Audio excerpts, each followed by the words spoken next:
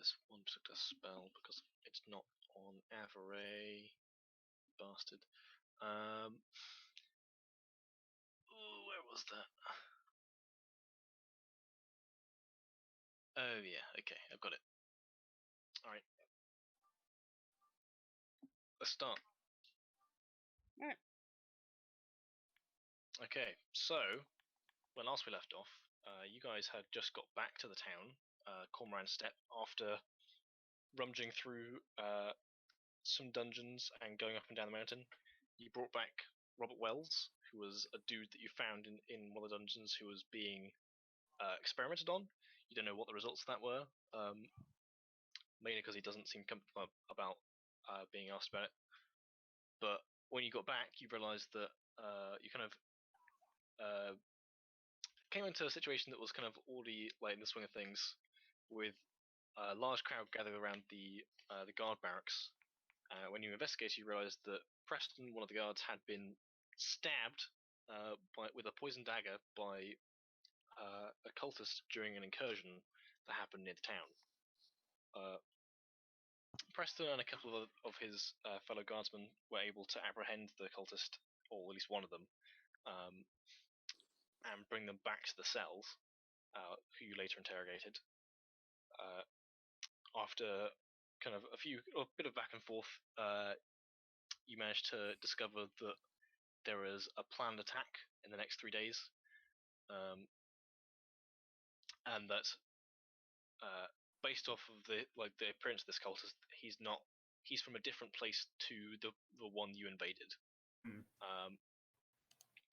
And yeah, I think you Preston's all right now because Mackie saw to him, did a little bit of witch magic, patched him up, and then you guys spent the night in various places. I think Crook and Lucifer outside Hobo style, and then other people in the inn.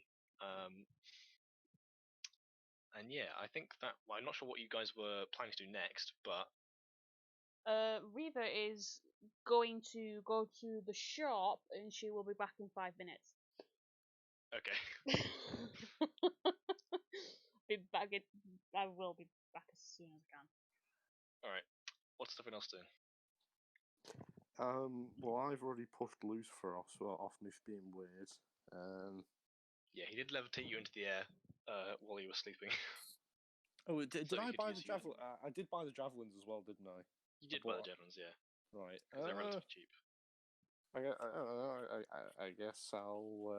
I think I might go back to the barracks to see that fella again, the cultist. Okay. So as you head in, how are you getting in? Because the door is currently locked. I don't think the guard captain would take into account if I broke in. No, probably not. No, it's all right. I'll just leave it. I'll just wait around then outside. All right.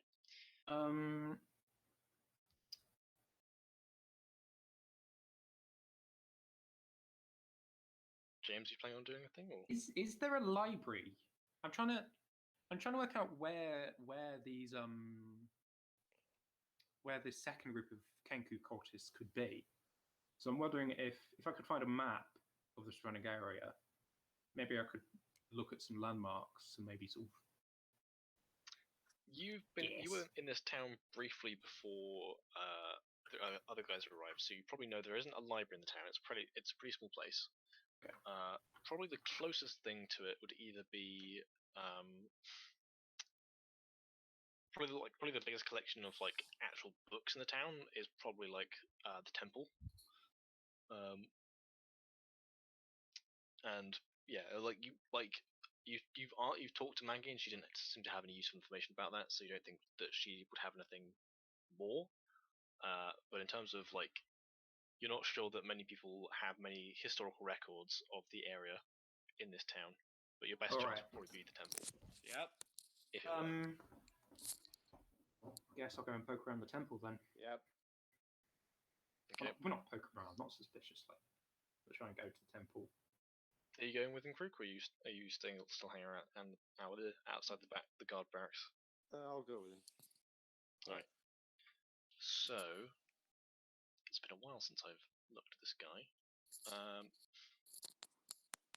Yeah, the temple is kind of this. It's relatively small stone building, kind of slate roof, kind of carved brick walls, like roughly circular, and kind of like there's a small, not quite tower. It's not really like tall enough or wide enough to be called a tower, but this little protrusion at the top, which has a lantern in it, and what seems to be a chain that kind of leads down through the building. Alright. Give me 1 second. I've got to find this NPC.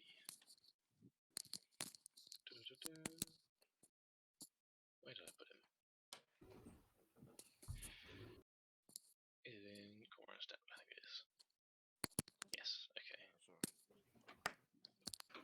Yeah, the doors are kind of like just it's a single wooden door, currently unlocked but still closed because it's cold out, especially in the morning. And yeah, over the door frame there is emblazoned the symbol of the Stormcrow. This kind of an iconography of a crow clutching a lantern beneath it with like lightning bolts in the background. Can you guys make a religion check? Sure.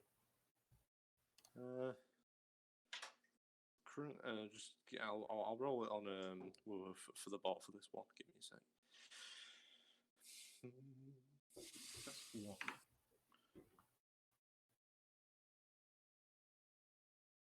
Alright, what? I haven't used the bot in a while. 13.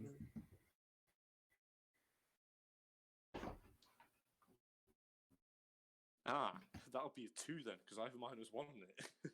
Nice. Yeah, so Crook has probably hasn't heard of this this religion before. Burial, you know, like a little bit. You know that Stormcrow is kind of the name given to the god Orden. He kind of like he's associated with a few things. Typically, like a lot of sailors tend to like pray to him, so that because he's kind of like the god of both guiding souls through the afterlife and also like guiding people through storms. There's also the kind of the converse of that he also deals out justice occasionally, depending on the scenario. But yeah, that's pretty much all you can kind of glean from looking at the symbol. And as you go in, there's this kind of it's a relatively small building, probably only like 15 feet across.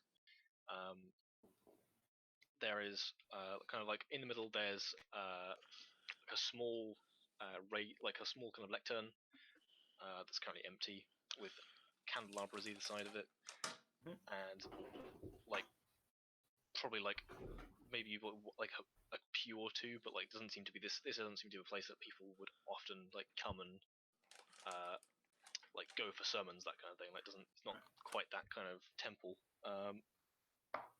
But you can see like in this kind of small room, there's doors leading off either side, but it is currently empty at the moment, and the candles kind of extinguished. Above, you can see there is in the middle. There is from where the little tower like turret thing you saw. There is the chain kind of like hangs down and is like looped through a ring in the floor. And looking up, you can see that like this is probably use that to kind of like winch down the lantern to like refill oil and stuff like that. Yeah. But yeah, what do you do? There's currently no one around that you can see. There are 2 doors leading off the room, right? Yeah, one either side. I will go to the one on the left then. Okay. Give me a second. I've got to roll to see a thing. How many goblins are in the room? Okay, cool. Yeah, so as you kind of open the door, it's not locked. There's kind of just a small wooden door. As you head in here you can see there's like a lantern hanging above the other side of the door, and you can see there's a kind of, what is this description? What does he look like? There's a guy in there, kind of wearing kind of relatively like plain dark clothing,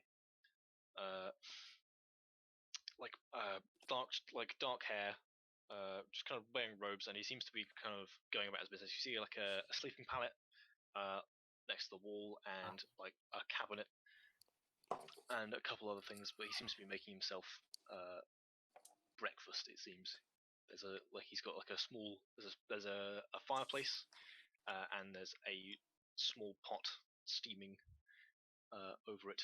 And as you come in, he kind of turns. It's like, oh, hello. Right.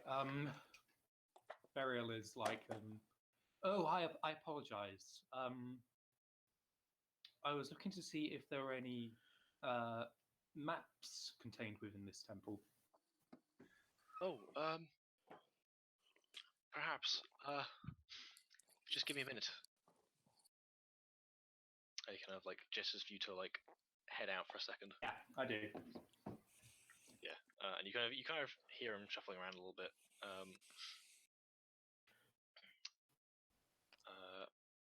Hang on, don't worry. Give me a second. I'm just trying to figure out exactly what he's gonna do. Just a minute, because he's got a few things to sort out before he comes out. Yeah. Actually, hang on. How long was Burial? Do you think Burial was in the town before these guys showed up? Only a couple of days. Okay. I'm trying to like think whether or not you would have seen this guy or not. I think actually, yeah. You guys think back about you have seen this guy once. You don't really talk to him. Okay.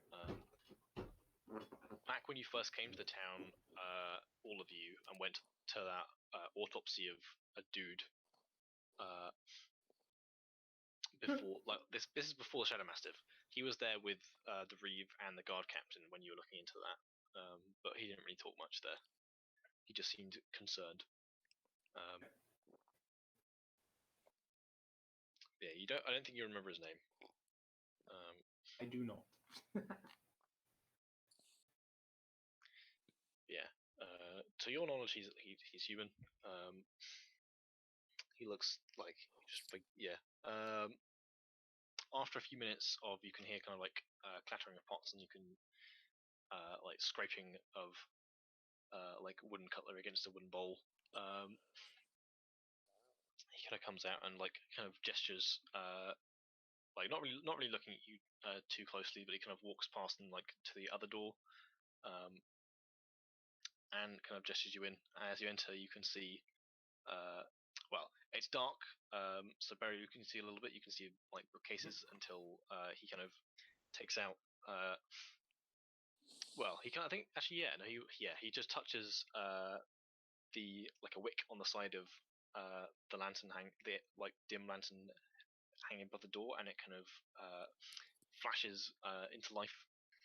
Initially at like a kind of pale blue flame, but settling back down to a kind of warm orange. Okay. I'm guessing that's vaguely magical for her. You'd recognise like that's a fairly simple cantrip that he's just used. Mhm. You've known other like priests and spellcasters to have that, but yeah. He's like, I'm not sure how much we'll have in the way of maps, but you're welcome to have a look. And he kind of gestures. There's kind of like it's not a very big room. It's probably about 4 bookcases that kind of stretch up to the ceiling, and there's along the side of it there's a small step ladder propped against one wall. This room doesn't seem to be like most of this room doesn't seem to be super well used. You can see by one side there's a writing desk with a quill and an ink pot. But yeah, he stays in the room with you just to supervise you, but he's happy to let you kind of have a look through. I guess I try and look around and try and find some maps. Okay.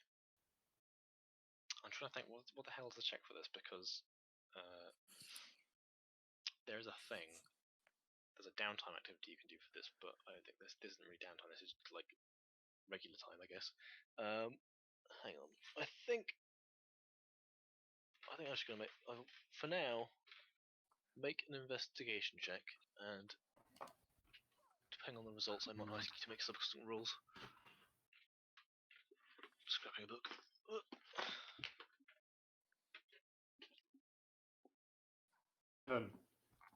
Hooray! Oof. Okay. Big oof.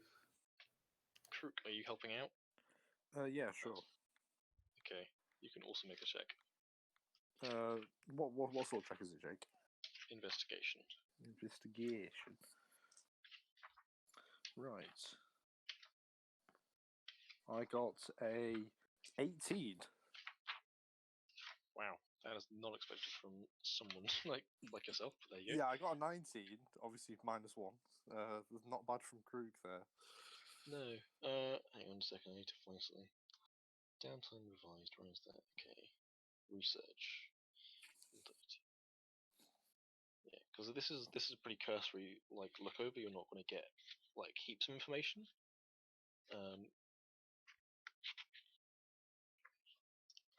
Yeah, so research. All right. Okay. Yeah. So yeah, just based on investigation check. Yeah. So kind of rummaging through. There's a few like most of the books are on kind of like a lot of them are like to do with like philosophy or like various holy books or like religious stuff related to the god of this temple. But you after kind of like rummaging around, you kind of climb up onto the taller shelves, and up there you can see there's kind of like a little kind of like box of scroll cases, which you take out and have a look through, and through a couple of them, you manage to kind of like piece together a few. There's some maps of like paths through the mountains. And what were you? So, what was Burial actually trying to look up with these maps? I was trying to work out if there are like ruins or something somewhere. Okay. Because Yeah. I'm like the first group of Kenku that we know about, they were in what seemed to be some quite old ruins. They weren't really ruins, were they actually? But I'm trying to look at maps of the surrounding area and think about where Kenku and I was a cultist. Where would I roost? Right. That's I'm trying to get into the mind of the criminal. Okay. Yeah. So, I'd say yeah, with Krook's kind of assisted investigation, you kind of scour over the maps. There's quite a few of them. It's quite like you realize after like looking from where you've been, you've only seen like a small part of this mountain, let alone the rest of the mountain range. But looking over the maps, you see there's a number of different passes that you could have taken. That probably like depending on how old this map is, which doesn't look relatively recent, you think that some of these paths might be blocked off. But there's also ones that you've like using your memory of where you've been. You think there are other passes that like aren't on this map that have been carved out since. Not large pieces, but like small workarounds for that. And after a bit, make a second investigation check, real quick. Sure.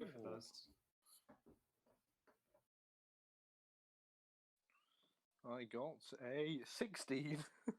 Nice.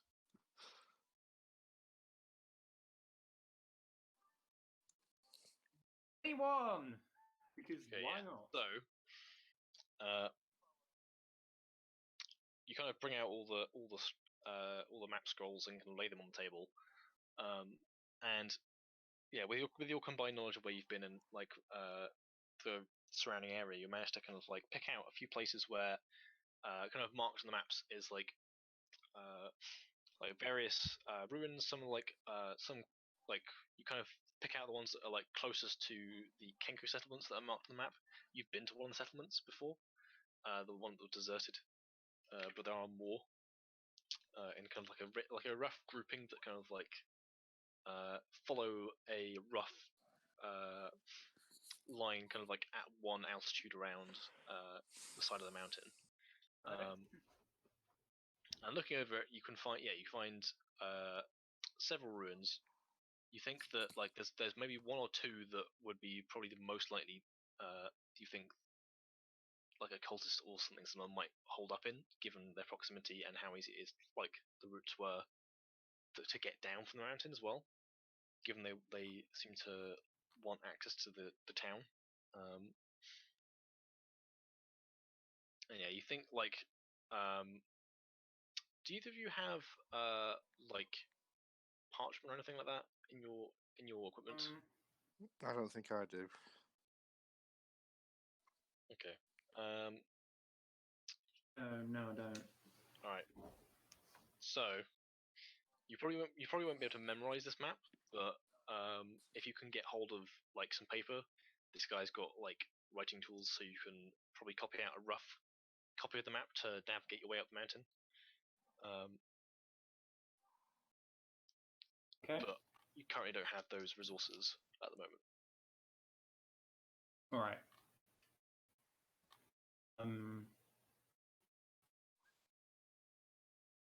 I have to go and find more.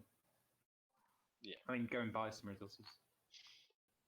Yeah, because like he doesn't have to. He doesn't like, you can see, because the writing desk is pretty like unused.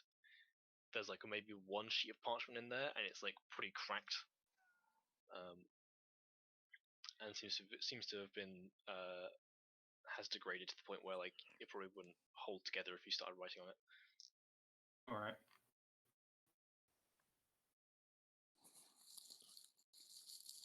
But yeah, no, he said like if you tell him that, he'll say he'll like keep these scrolls out if you guys want to like go buy something from town.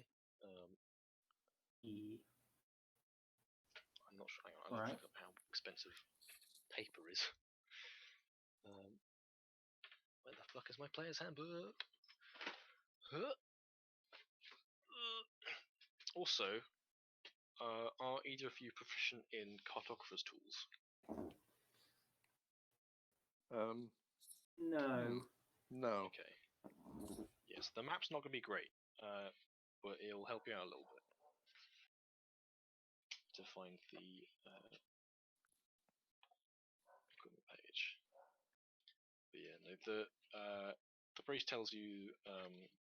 He introduced himself as Soric, and he tells you that you can buy. You can buy parchment from the general store.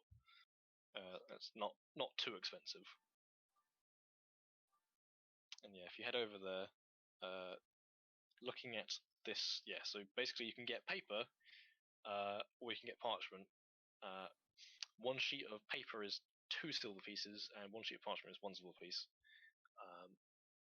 It won't matter much for you guys because you're not having to try and like, paper is only really useful if you're trying to get like lots of like sheets of it in a small place like a book. Parchment will do fine for a map. So how much was parchment again? 1 silver. I'll buy 3 pieces of it. Okay. So mark 3 silver. You now have 3 sheets of parchment. And yeah, going back, I'm going to need you, whoever's copying down the map, make a straight roll, because you don't have cartographer's tools, and there's not really any skill associated with it. So 13. Okay. Yeah, so you're like, whilst it's not like the most professional, you're able to copy down a rough approximation of everything, and like you think that like you could use this to get back up to where where you think these are. So yeah, you now have a crude map of the area, specifically noting out these two potential ruins where you think the Kenku might be hanging out. What are you guys doing now? Because Steph's still gone, so. I don't know. What are you doing, Reaver? Steph's gone. Not Reaver. I mean, sorry. Burial. Burial. That's it. What are you doing? What is Burial doing?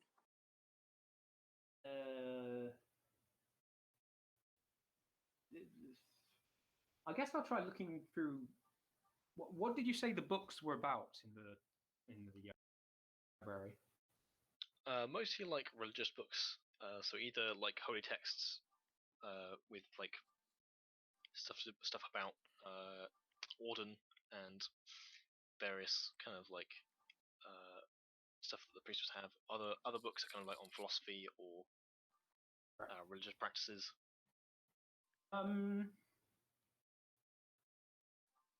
Try and find a book on Kenku religion or Ooh. thing about yeah, exactly. Okay.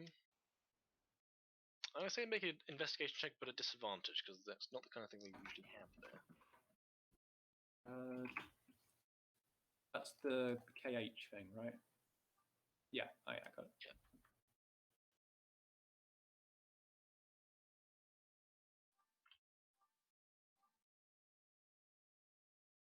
Investigation.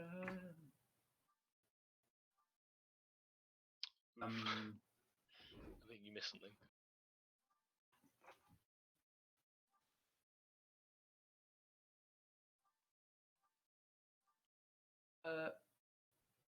I'm copying it straight from the pinned messages.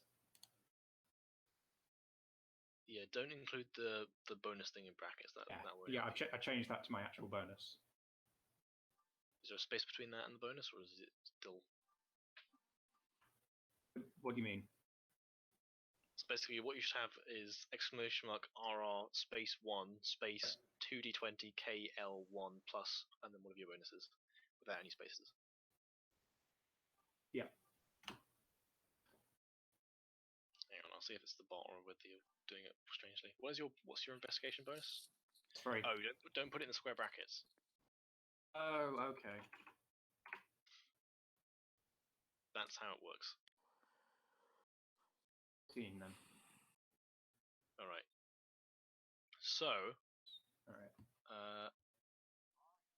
Yeah, you do find one book.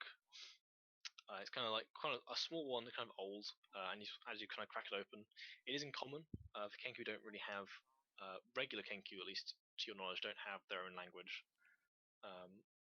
They tend to mimic others, and you can kind of see in this kind of like chicken scratch style, like writing, various texts. It doesn't seem like having a flick through a lot of like this religious stuff doesn't seem. It's not. They don't necessarily worship a god per se, but they have kind of a more. They kind of treat like various spirits in the natural world as like things to like respect and like give like gifts to for good luck and prosperity and things like that. Doesn't seem to be particularly in line with what you've seen of the cultists at the moment. Right. Like whatever religion this is, either like has either been perverted in some way, or the cultists are part of a different religion. Is what you can glean from this. Okay.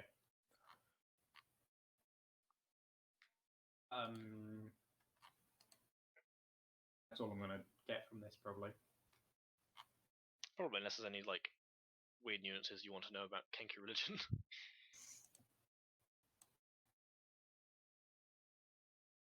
Who is there a name for a Kenku spirit of the mountains, or like a god connected, or not god, spirit? Is there a mountain spirit? Just wondering if I can eventually use that. Maybe. Give me a second. I need to look through my lore document. Because I was not expecting you guys to look this up. I'm very sorry, but I am dedicated in. I don't know, to be honest. Just doing stuff. I'm very dedicated, but I don't know what it is. Well, fair enough. Hang on.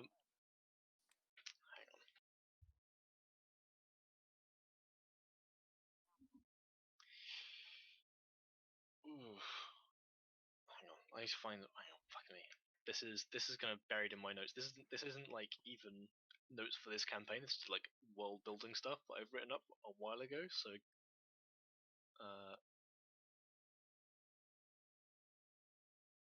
give me a second. Where the fuck is this?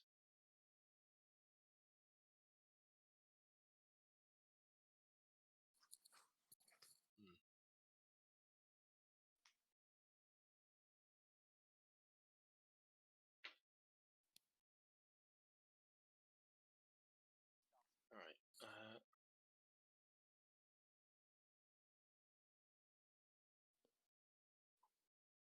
I actually don't. I've forgotten how the fuck I pronounce this. But it's spelled in common. Mauna.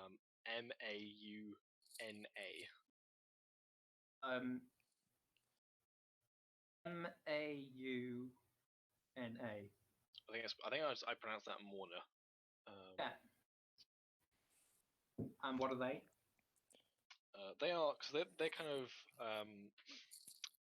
there's not one specific kind of mountain spirit, but that's one of the more common ones that reference. You're not sure if that's referring to like spirits of the mountain in general, or whether that's the spirit of the specific mountain.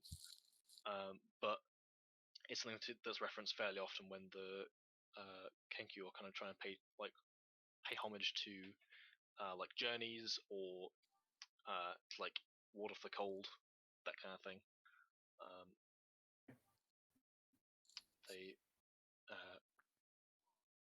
kind of gives the spirit gifts of like either food or like things like rituals with incense and various other things.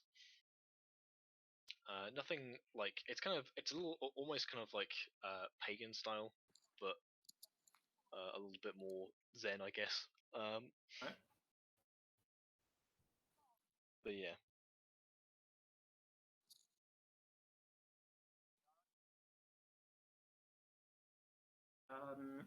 All right. I cannot think of anything else to ask, really.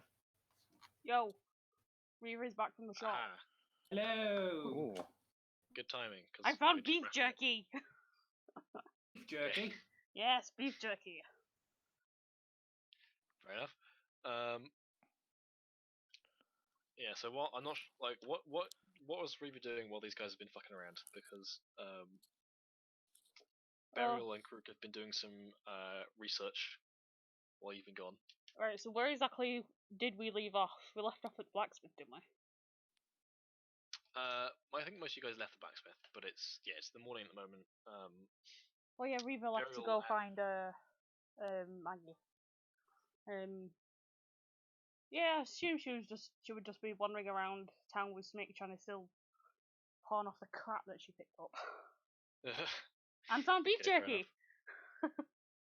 Nice. Is beef jerky a thing? It is now. Yeah, definitely. That's what most trail rations are made out of. Like it's like beef jerky, it's a special like seasoned one that's really hard to find, and Reba found it. She's like, yes. Okay, sure. But yeah, like trail rations typically are made out of that kind of like long-lasting food. So like, this beef jerky is not going to last long. Yeah, fair enough. But yeah, Burial and Crook went off to the temple to do some research because that's pretty much the only source of like the closest thing to a library in the town, and it's like 4 bookcases worth of stuff. Which isn't bad. It's just do you have anything on Reaver's psionics? Given the nature of what's in that library, I think like the other guys will tell you, it's unlikely there would be something like that. in there. Is there a it's book of mostly sea shanties? religious stuff. That's one of the things that I'm annoyed that Luke's not here, because he has an item that's like pretty relevant to that. But he's not been around for fucking ages, so. I don't even bloody remember what the item is.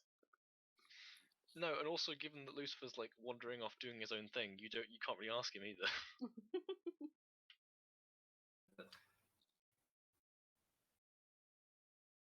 But yeah, what stuff do you still have that you want to sell at the moment? Because I'm pretty sure you've like sold most of off last time. I think I have. I think it's more of she's just basically doing inventory management. The equivalent of someone walking around with like a shopping list, checking they've got everything. Just wandering around the town. Yeah, I mean, like, I think you sold most like the cutlery that was stolen by the kobolds to the blacksmith, so she can melt it down and make stuff out of it. Ooh, did you ever find out what the metal things were? The 11 metal things that I have. I still don't know what exactly they are. No, because like in my notes, I don't know where the fuck that's from. I remember it being. I think it was in the same crate we smashed into where the black box was. That had the 3 syringes. I don't know what the black box is either, though. That's the thing. It had the 3 green syringes in it. Oh, but because okay. we smashed it, 2 of them were broken. The actual box is not super relevant. Like the box itself is just a box. Yeah, but Reva being the loot hoarder that she is. Okay. Picked up and box. Good job. Hang on, I will have a look. But I don't think I'm going to be able to find it. I think I described it as something, and I don't think I. The issue is because like a lot of this is like, if I described it to you as like people, you probably understand what it meant more than your characters would, because your characters haven't encountered this kind of technology. But I think also the way that you describe it, I write it down as what I interpret it as. Yeah, that's kind of like a bit like a game of telephone, really. Yeah. So it's like, I think that's why some of the stuff was wrong. Possibly, yeah. Where the fuck is? I don't know. I have no fucking clue where I would have written that down. Maybe it might be in my physical notes, not my digital notes. That'd be fucking annoying. Oh well. Well, if I find it, I'll let you know. But I don't think I do. Right. Have it at this point in time. I also like that in my notebook there's like sketches of like what the blade arm could look like. Right, yeah.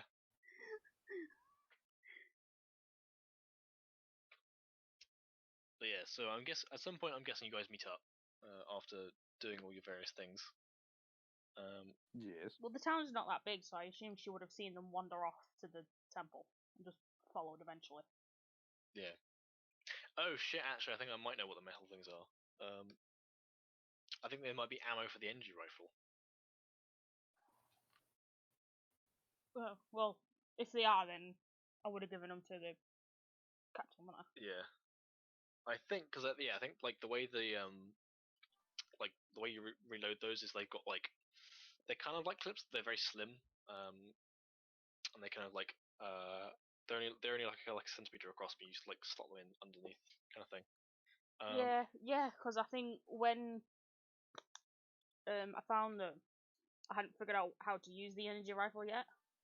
No, I don't think you'd even picked one up yet at that point. Yeah, so she wouldn't have known what they were. Yes. Okay, that makes sense. Yeah. Right. Right. Okay. Yeah. We'll go with that for now. And if I find anything to the contrary in my notes, I'll let you know. I've still got stuff like the module on the apple.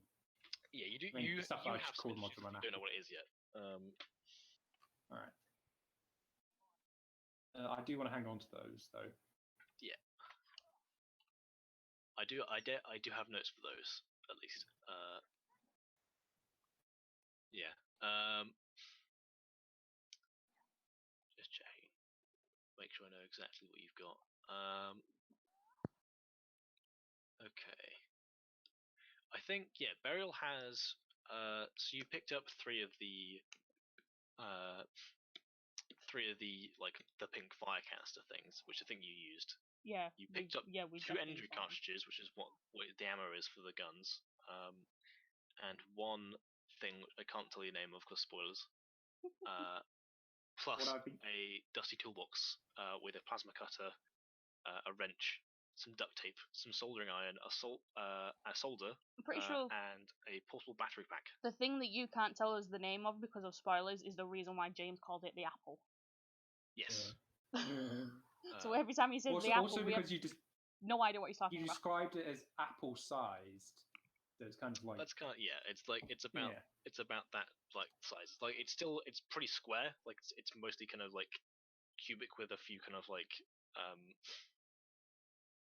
bits around the edge. I'm not sure. It's difficult to describe in terms of its exact shape because it's kind of it's roughly cube shaped with lots of kind of indents and square kind of panels sticking out from it and stuff like that. So it's like a Chinese puzzle box. A little bit, yeah, but it's metal. / Rubik's kind of, cube.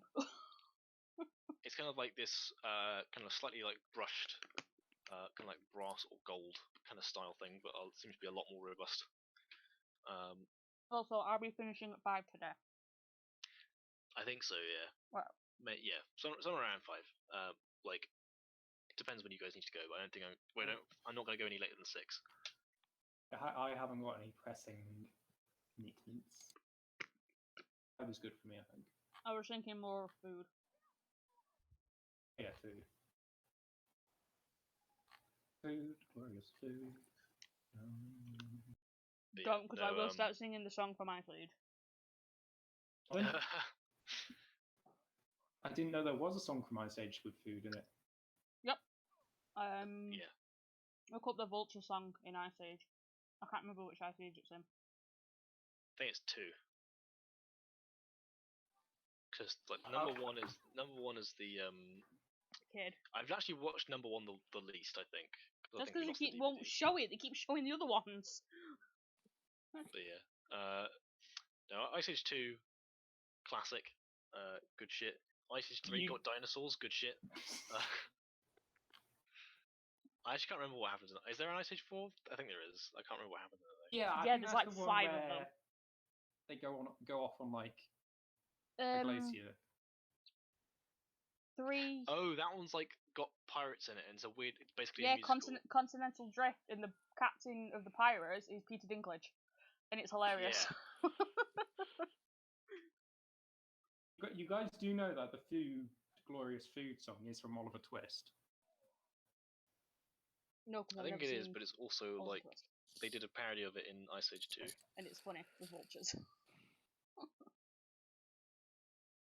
Listening to it. But yeah. So, where are you going? What are you doing? What's your plan? Reaver is slowly catching up to the team eating beef jerky. We have a couple of things we can do. We have information that suggests that the town is going to be attacked in 3 days. Yes. There's also a rift, which we apparently forgot about. Yeah, that. Did forget about that, yeah. We have a vague idea of where the big bad is. Where the Hierophant? Is it the Hierophant? That's as far as you're aware, that's what it's called. Felix is still AFK. Felix is still missing, yeah. You've not seen that guy in a while. I mean, I can't blame him for leaving our group. Yeah, you don't know why he left or where he went. Yeah, we have an idea of the Hierophant's location. All the way at the top of the mountain we're on before.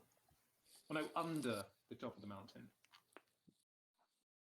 Yeah. But we also have the location of 2 ruins that might be near cultists. Yeah, from your intuition, those look like the most likely points where you would find them hold up. So we could either... honest, the choices are either searching for more cultists in locations that they might not even be, or hunting the boss, hunting the Hierophant. and I think the best choice would be to hunt the Hierophant. I was and going to leave say the boss cultists. sounds more fun. Yeah. Well, aside from that, we And that kind of also need might be where the to- rift is. Yeah, that does make sense. But also, we need to somehow head off the attack before it happens. And taking down the boss seems like a good idea.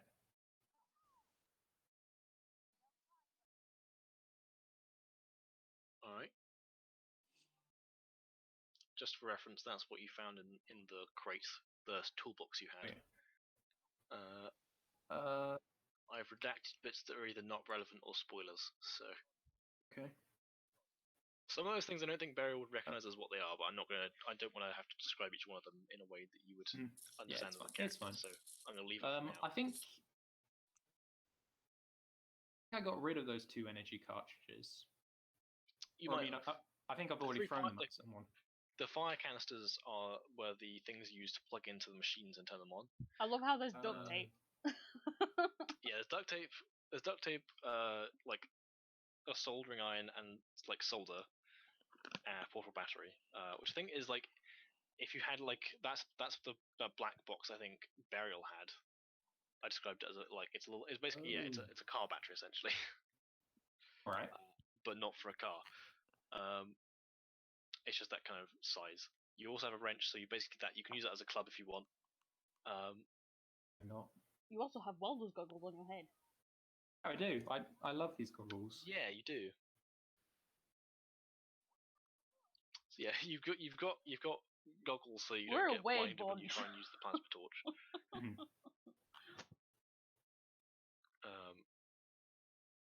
So yeah, I think you can probably ignore the canisters and the cartridges because I think you've used those. Right. The canisters I know you've definitely used. Yeah. Wait, what are the cartridges? That's ammo for the energy rifles.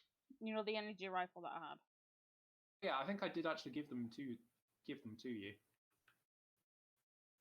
I have no idea. Yeah, because like the way those guns are reloaded, they're not like it's not like bullets per se. Like you basically like put in a certain amount of energy of a certain type, and it then has that many things it can turn into projectiles. But yeah.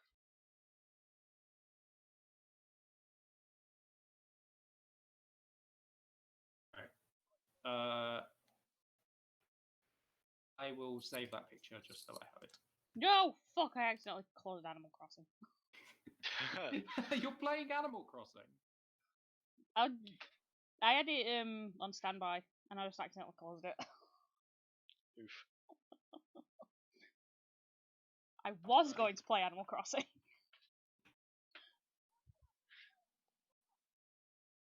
Yeah, so where are you guys going next? Is what I guess what I need to know. You should go back to the guardhouse. Okay. Does the captain? Have we told the captain that the cultist said there's going to be an attack in 3 days? He was there. Well, he was in the room when you now, were interrogating the guy, so he knows as well. You know he said no to doing torture. Oh yeah. Yeah, he did. Let's go and talk to him and see. Does he need any help preparing? I guess. I gave him my energy rifle and all the ammo. You did, Fair enough. Fair enough.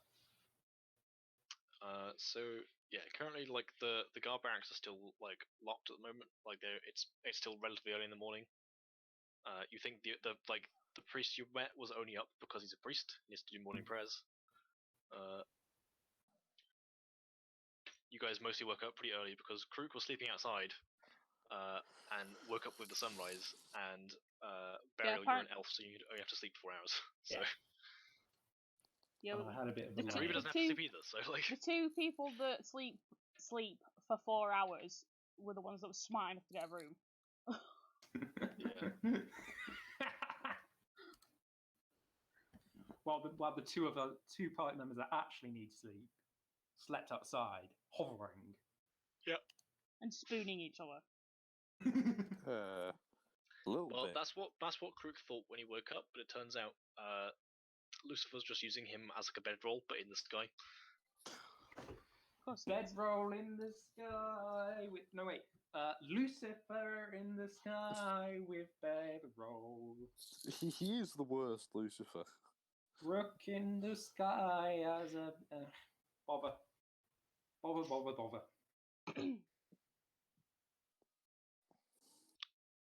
No, Lucifer. I think Lucifer, like his existence, he's just there to vibe. That's all he does. That's the reason why Reva let him on in her ship. He's just there for entertainment. He doesn't have any other purpose. Nah, he just vibing. Anyway, yeah. Currently the barracks are still closed at the moment. To be honest, you don't know if anyone's awake inside or like whether there's actually anyone inside at all. But Well, go bang on the door and see if someone answers. okay. I'm not. I'm asking Burial or Krook to do it. Well, Krook, do you want to take one for the team? Yeah, sure, no problem. He don't care. He'll do it. Rat tat tat on the door. How hard are you knocking on the door, Krook? Relatively hard. Okay, but you're not trying to break the door. No. Good. Would Okay. Krook care if he broke the door? I think they would. But they would. I don't think Krook would. Like, if he just did it accidentally. You're like, whatever. You don't know. But yeah, anyway, so yeah, you kind of knock on the door, and a couple minutes later, a sleep-deprived looking Captain Knox opens the door, and he's like, "What do you want?" Reva just slowly points at Krook. He's like, he did it. I gathered that. Why are you here? Someone else can answer that. Reva just still slowly eats her beef jerky. We've come to ask what plans you have for defending a town against the attack that's going to be coming eventually. Are you going to help out? We had the idea actually to go and find the cultist's leader and take him down. Do you know where you're going? Roughly, yes. Ish. Okay. Yeah, he kind of looks at you like kind of skeptically, like he's like, I love that Okay, we're sure. always just such a disappointment to this guy.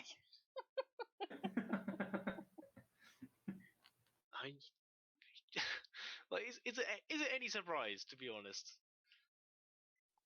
Like, Yeah. He's like, he always does like the don't- disappointed dad thing to us. I don't know what his problem is. Nothing Do to you with say me. that out loud? Him. I mean, think about it though. Like, literally, whenever you come into his life, bad shit happens. I mean, he's got a point. Well, that is the way he regards you guys. You guys are trouble with a capital T. I've not done anything yet. Yet.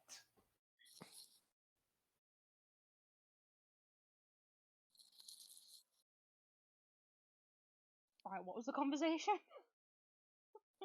He was looking at you, kind of like, really? When you were like, I'm gonna go fucking fight the boss dude. He was like, yeah, sure, you can do that. Fucking Well, we try it.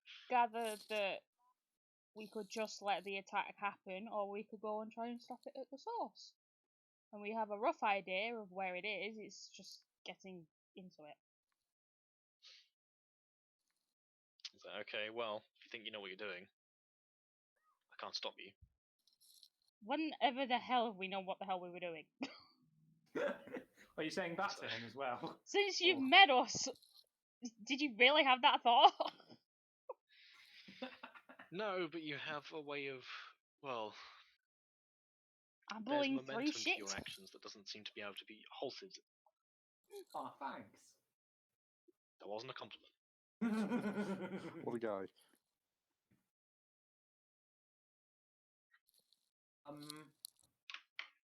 Right, if you got any more questions, ask him now. We ain't coming back. One day I will. All right. Anyone else have a question besides Krook? It's not a question, it's just a threat. I assume Make- he just Are ignored you, you. are you trying to intimidate him? No, I'm just Crew's just thinking it. He's just. Okay, he It's doesn't not- actually say it it's out not- loud. He's No. It's not a threat, it's a promise. Ooh. It's just because I've got a document with all the NPCs and the like social interaction DCs for all of them. So I was just wondering, like, if you guys ever do try to like persuade, deceive, or like intimidate or like incite someone, I've got like, I'm not going to tell you them up front, but I've got the DCs for what those are for most I'd things. also guess that the captain's pretty hard to intimidate. well, That's a considering what guess. happened the last time. Yeah, it didn't work. He doesn't seem impressed whenever you try and like lay it on thick. And I be also like, just yo, think he doesn't care. Especially at this time in the morning. he cares. He just doesn't have time for your shit. What a nice guy. Says the guy with heads on spikes. I'm normal. Yeah, it's been like some of those heads have been on there for at least a week now. Yeah. So they're definitely starting to smell. I think if you leave them on for like another week, they're probably gonna start like being like distracting enough that you'll get disadvantaged on perception checks. Because they will just start decaying. So what you're saying is we need to find some new heads by then. Or just dispose of the heads altogether. I mean, yeah, but find new heads to replace them. It doesn't solve your problem, it just makes it more prolonged. I'm not getting involved in this conversation. The main idea is that eventually take all the skin off so they're just skulls. Well, they don't Burial smell. uses fire. Can you not do that? Oh yeah, that was the plan, wasn't it? Yeah, that would solve the problem. We do that at some point. Yeah. Burial, knowing fire as you do, you know that there's a high chance that you could also char the skulls to the point where they fall apart. Depending on like how much you control the burning. I also like that the amount of times you've done a bonfire and Krook's never thought to stick the head in it. The thing is, like, bones will turn to charcoal if you stick them in a fire for long enough. So We won't stick them in for long, just enough to sear the flesh. Well, you managed to kind of stick it in a fire elemental and not have it burst into flames, so. Yeah. well, he did get set on fire. Just it didn't like last very long. Oh no, he did. The skulls didn't. Or the heads. In D&D, like, equipment miraculously has the power to like not take damage from effects unless it's being targeted directly, which is rare. Equipment that's held or carried doesn't take damage from things usually. But like otherwise, like adventurers' clothes would be fucking rags by the time they got back. There's a few exceptions, like rust monsters. If they hit you, they can like degrade your weapons and armor. Rust monsters are great, but like they're a bit of a ball. Like if you've not got magical items, so. Right, if we're done here. Sorry, there's a fucking villager sat at my table. The fuck are you doing? Move. For some reason, I thought you meant a Minecraft villager. No. I did too for a second there.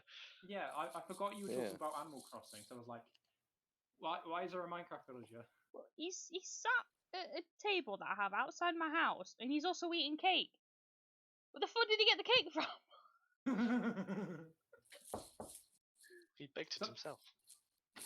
Something funny that happened yesterday was on one of the Minecraft worlds, split the server, but I've been gathering a couple of villagers and putting them in the lower level of my tower. And an iron golem spawns sometimes to defend villagers, but it spawned on the floor above them. So I've now just got an iron golem on the floor above. Really weird. Just coming down the stairs to find there's an iron golem. I hope we gave him a name. Huh? Call him Jerry. Oh yeah, so this won't come into play for a little while because I'm still working on it. But there's a couple of little homebrew rules that I'm bringing into fruition. One of them is like malleable magic. So when you cast a spell and you want to do something slightly different, you can roll for it, and if you succeed, then you can make your spells like that instance of the casting a little bit different. However, Yeah. there are consequences for failing. I have something similar to that. You know the cantrip Mold Earth? Yeah. I allowed a player to do an Arcana check to see if they could cave in a tunnel with it. Yeah, that's not too difficult. But yeah, like it's the kind of thing that's like if you want the spell to do something slightly outside of its description, because a lot of them are very like rigid and specific in terms of how they're supposed to be used. Often, like I will just rule that like certain things work differently. So, for example, prestidigitation. For a long time, I've ruled that if you want to use that to like dry something off or make something wet, whilst that's not specifically mentioned in it, like it kind of falls under like the cleaning or soiling something. So. I allow that. That sounds like a reasonable thing to do. That's just basic stuff. But like, if you want to make like a drastic change to a spell, or even like for example, like the DCs are pretty high, but you can replicate meta magic if you roll high enough. Okay. It's just a lot more difficult. Like for example, I think if it like the DC for like doing a meta magic on a level 2 spell is like I think 15 base, and that's if you're trying to do like a very like weaker version of it. I think it's difficult to do, but you can replicate more complex things. Often, like the lesser consequences are things like if you try to do it, you have to cast it at a high level or lose the spell. Other consequences are like it gets cast on you instead, or like it fucking blows up, and stuff like that. But I don't have the full rules for the consequences yet, so. I'll get back to you on that. However, I do have rules for like full-on spell hacking, which is like you apply a much more powerful effect to it. Which is you can do that permanently if you like build a tower and do some research in it. But you guys don't have the funds all the time for that at the moment, so. Yet. I mean, in theory, like if you guys get a bunch of money and like spend time to build a stronghold, then sure. But like until then, you'll have to make do with what you've got. Right. So, is the plan to head up the mountain? Or are you doing something else? Yes. Okay, so from the map you've got, you know roughly where two potential cultist sites are. Neither of those are like towards the top of the mountain. So we'll just head straight from there. What you've seen, you can basically that's the best lead you've got at the moment. One of them is kind of like more from what you can see from like the copy of the map you made. One of them seems to be like you could like it's not like in a village you've been to, but one of the Kenku settlements connects to it directly. Another one is kind of like off to the side a bit and through what you think is probably a forest. Like there wasn't really a key on the map, but it looks like there's some trees on the mountain somewhere. I assume we don't have an actual map. On this mountain, but you've seen some of them around. What's that, Steph? I assume we don't have an actual map. This is a... Oh, they made a copy of a map, but it's pretty like kind of basic. Because no one's proficient in cartographer's tools. So they made a map, and they can basically use it to, like, with some effort, get to the place they want to go, but not really anywhere else. Like you can get to these two places, and you still need to make checks on the way, but it won't be as difficult to get there as if you were just walking in random directions. There are some benefits, but they're just not very good. Like, right. you need you need a cartographer really to make a good map, but they've got like a real crude one. Right. So yeah. So, which which of the two sites are you heading for? Oh, we're not, are we? We're headed for the top of the mountain. Okay. What route are you taking though? Because as far as you've been to where you think the top of the mountain is, and you didn't find anything up there when you were there. We went through all of the available paths and everything. Well, the first time you went up, you went through the kobold den. The time you came down, you came like along just regular paths. And neither of those did you see any ruins that seem to have any proper doors or anything from them. Other than that weird wall. There was that weird wall. Yeah. I still want to get open. Should we go back and investigate the weird wall? It's quite far at the top, though. And we're going up to the top anyway. Yeah, you think to get to the top of the mountain, it's probably about a day and a half's travel. If you keep marching, don't really take many rests. How about getting to the closest ruin or village? You could probably get there within the space of around 5 to 8 hours, depending on the weather and how quickly you go. What do you want to do, guys? Well, we can go to one of those villages and ask them if they know how to get in. I mean, they might try and kill us, but alright. Yeah, let's do that then. Well, you kill all of them, leave one of them alive, and then you ask them questions. And by ask, I mean you beat the crap out of them. Alright.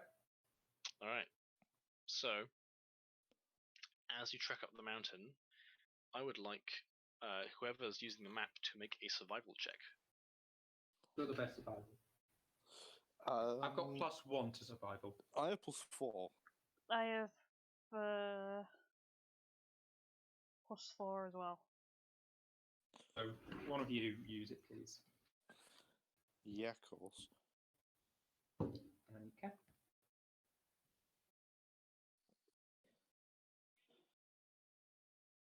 Right then. Do you want me to use it, Steph, or?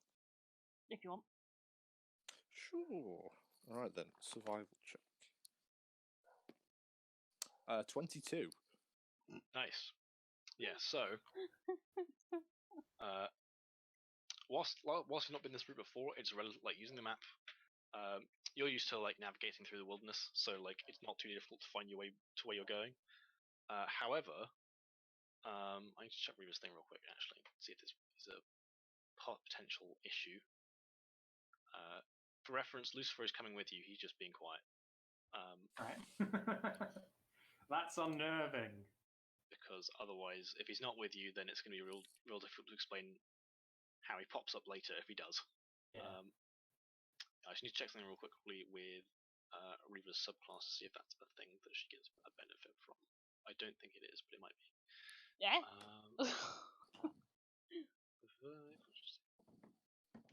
Okay. I think Reaver would still be affected by this. Okay, so Krook's fine because he's used to being in cold weather and high altitudes. Yes. But I'm going to need everyone else to make Constitution saving throws, as the bitter cold I hold and thin fire. air. I don't think you can. Actually, hang on. There's a thing on your band that can help you protect against the effects of extreme weather, but I think it only lasts an hour.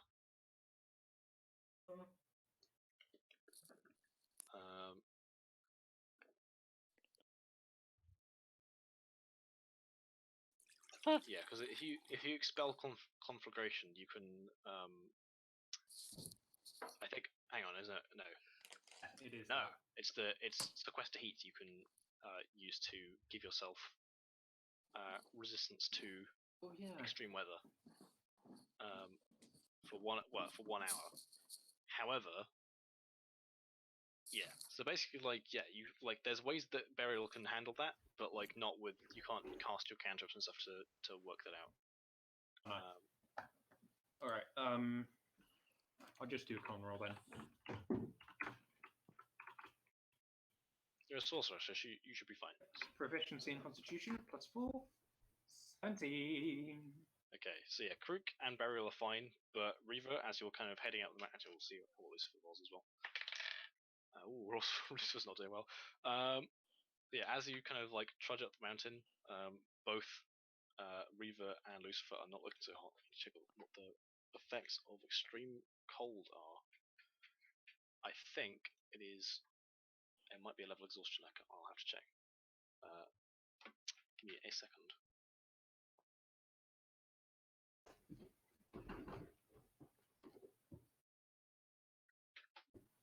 All right.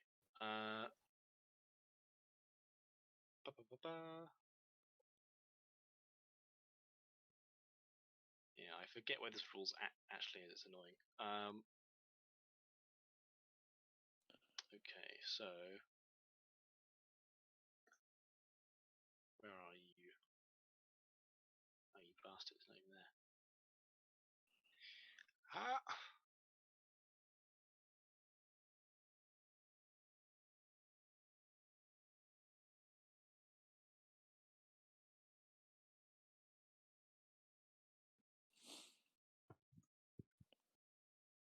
Okay, yeah. So both Reaver and Lucifer have 1 level of exhaustion Great. What does Ooh. that mean? That's not good.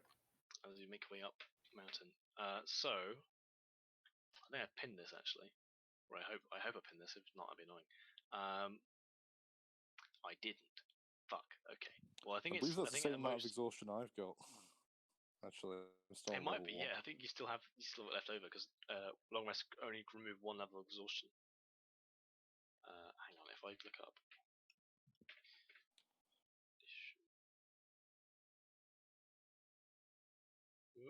Is that a thing? Yeah.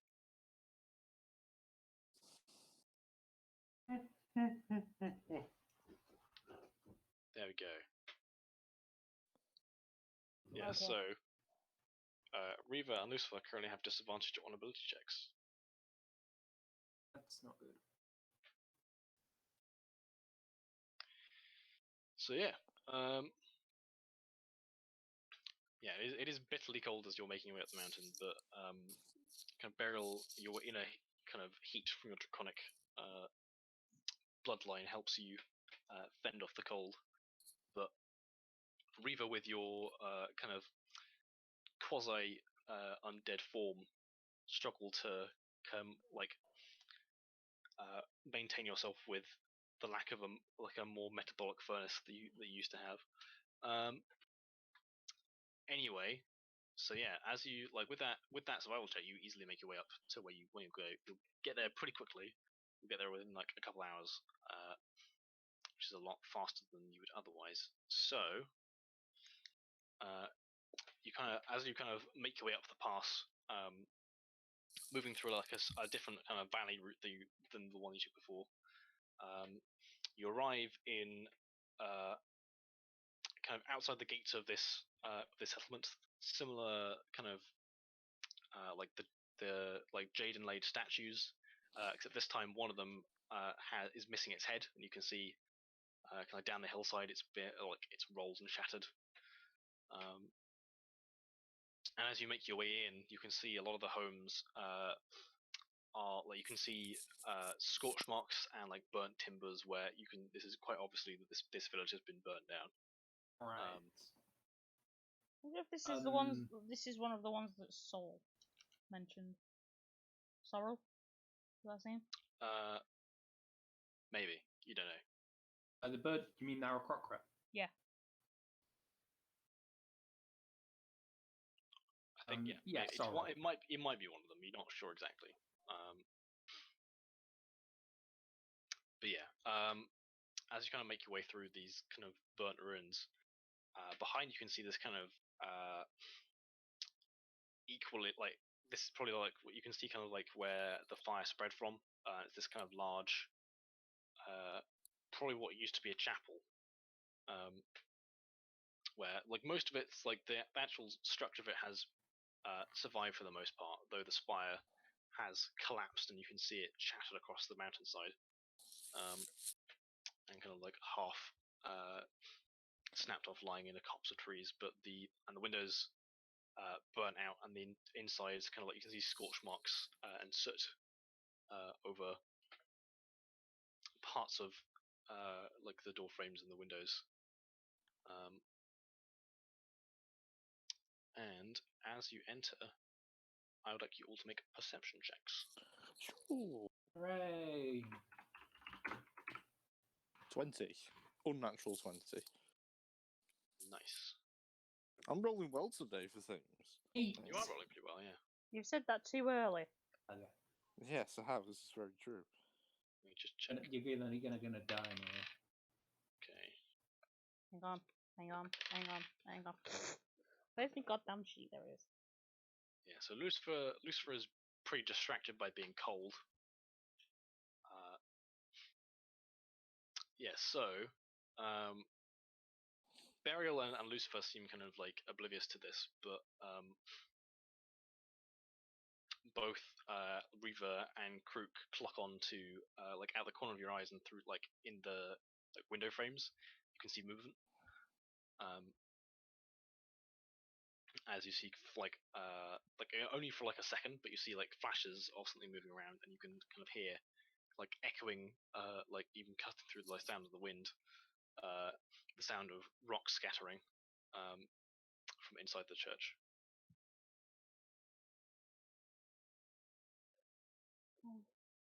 What do you do?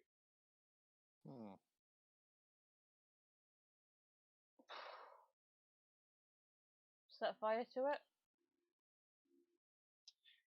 From what you can tell, this thing has already been burnt out as much as it can.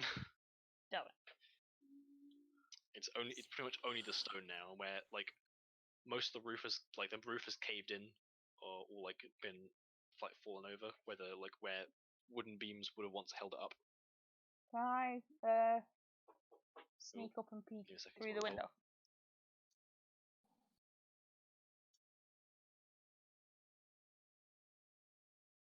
I'm very cold right now. Gifted a snack. Continue. Can I sneak up to the window and peek inside, or? Make a stealth check. Apparently I picked up my Xbox One controller to make a stealth check. Oof. Don't know why. It's a DX.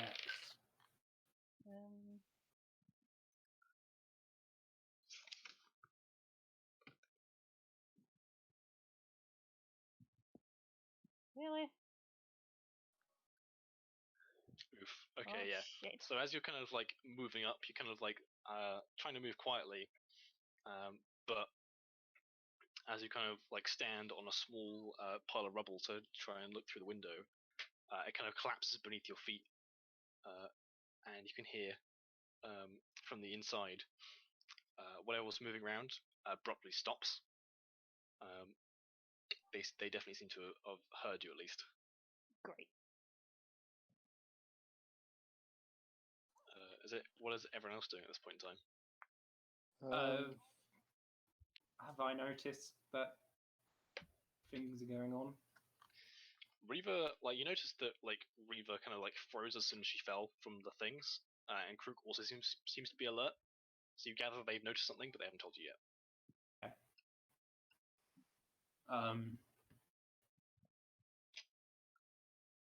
Can I inspect the damaged buildings to work out if the file's magical? Make an investigation or Arcana check. Arcana makes more sense. I mean, I've got the same stats for both of them, but it's just this is mostly a magical thing. So 19. Hurrah! You're not sure if you're unsure whether it was started by magical fire, but like what seems to have spread to the rest of the buildings is definitely like mundane. There wasn't wasn't like a fireball spell or anything like that. This seemed just like torches set to buildings seems to be the most likely cause.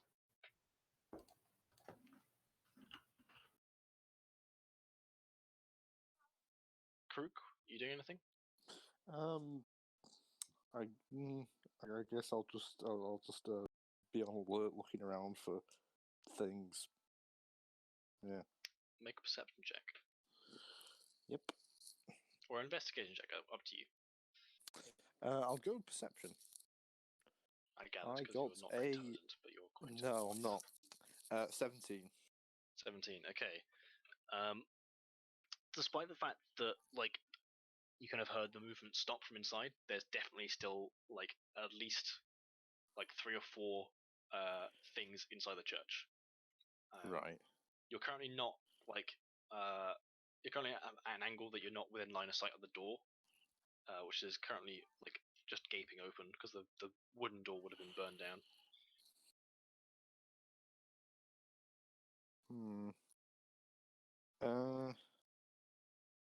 Hold on.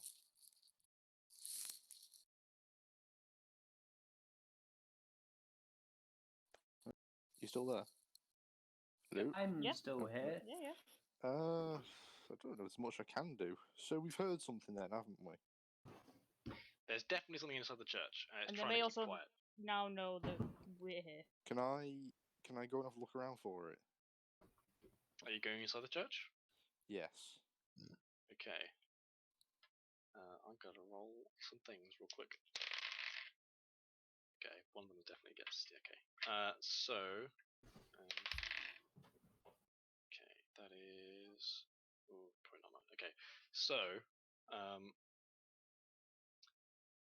as you like walk through the door, step inside the church, immediately looking in, you can see kind of like piles of rubble where you see the roof has collapsed, and where the pews have been like burnt. Along the sides, you can see kind of like where you think maybe some sort of like kind of like same size of the pews, but like almost like basket shaped. But you can only see Right. kind of like some of the like metal prongs that hold it up. The rest of it's been burnt down. But as you walk in,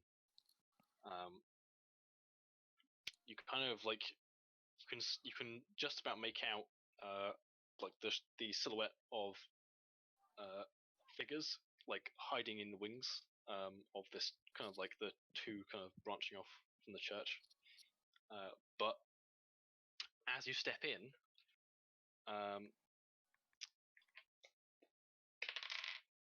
okay, you're lucky. Yep. Okay. Yeah. So as you step in,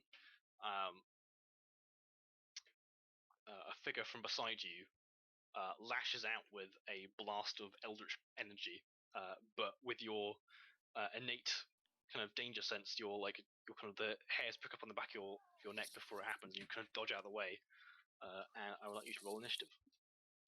Oh. Does that include others as well? Yes. Okay, good initiative roll, please. Oh god, average 11. Told you, you said it too early. Wrong Yeah. chat. Okay, I need to bring up a thing for the initiative.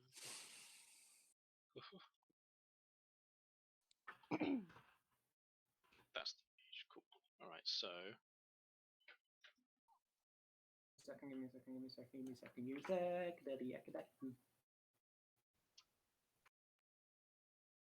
Hi. okay. Good to know. So that is right. And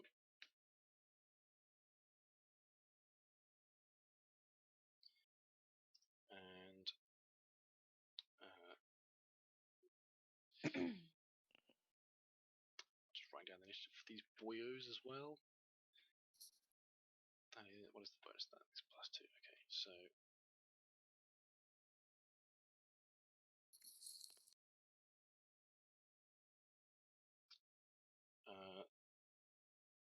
so Reva, you got 16. Yep. Burial got 5. Crook, what did you get? I got 11. Nice. So Even spread.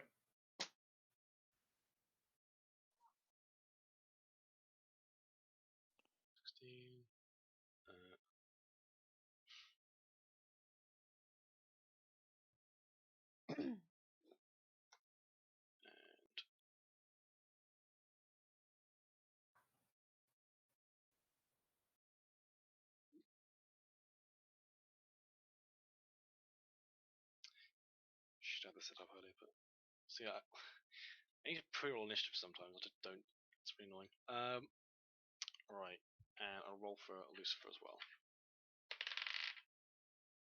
Do you want me to do Lucifer again? No, I'll run him. It's fine. Okay. Where is he on my list? There he is. View. What is his initiative bonus? +1. Okay. So, Krook, what's your dexterity modifier? My dexterity modifier is what on saving throws? No, what's your dex score?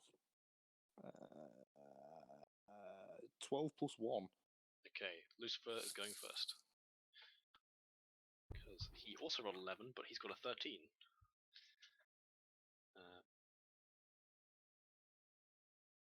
Boy Lucifer. Alright, so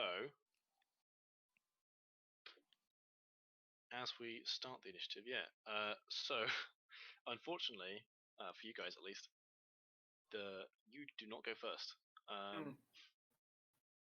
Oh, lol. Sorry, I just checked in game design. You realised that James tried to roll dice there. Yeah. Nice. Okay, so you watch as there's you see kind of like one of the figures, the figure that jumped out at you, Krook, isn't the first act. There is a kind of more grandiose figure that steps out from one of the burnt out archways, wearing kind of these more kind of ornate raiments than the cultists next to you, but still having the hood and carrying kind of like carrying a staff and bedecked in various kind of religious iconography and stuff like that. He points his staff at you because you're the only person currently visible, and he is going to cast. Oh, I think yeah. So, Krook, I'd like you to make a dexterity saving throw as he kind of like twists his hand, and eldritch flames lick up from beneath you. Okay. This is a unnatural 20. Okay, you pass. So you manage to dodge out of the fire, and as he does that, he kind of like beside him, you see this kind of jagged-looking spear shimmer into existence. And I need to check with that spell whether it can do its thing when it's summoned or not. Come on, Discord. There we go. Okay. Sorry, I'm looking our stuff up in a separate channel to you guys. Alright, so it's bonus action and okay. What is the range? 60 feet. Okay, yeah, I can get to you. So next to you, Krook, you see this kind of jagged magenta spear appear, and it tries to stab into you. I don't think that hits though, because that is what is that? Spellcast. What the fuck is this bonus? Okay, I'm guessing a 11 doesn't hit. No. So yeah, you manage to dodge these two attacks as they swing in, but he this kind of robed Kenku figure, taller than the ones you've seen before, stands with his staff unmoved. Right. That is his turn. Reaver, it is your turn. You're currently outside the church. So if I peek through now. Looking through, you can see Krook with a cultist next to him, and at the far end of the church, you can see a much more kind of imposing-looking dude with a staff. I'm gonna shoot that one then with the stuff. With plasma. Alright, attack roll.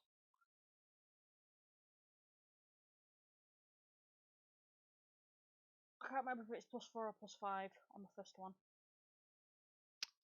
What is your... I think it's +5 because it's a +1 weapon.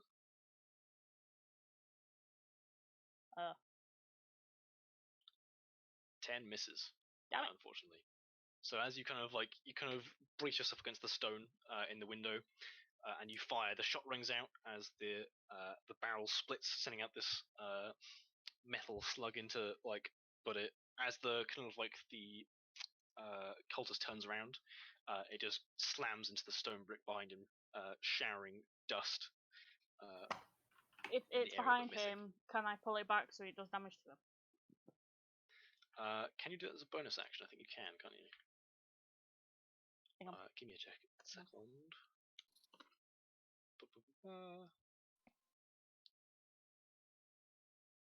Alright.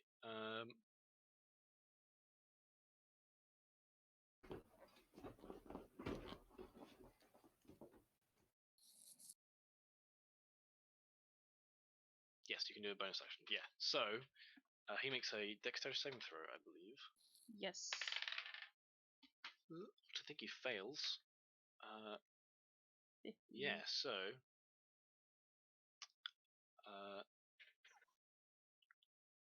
roll 1d4 plus 1 damage.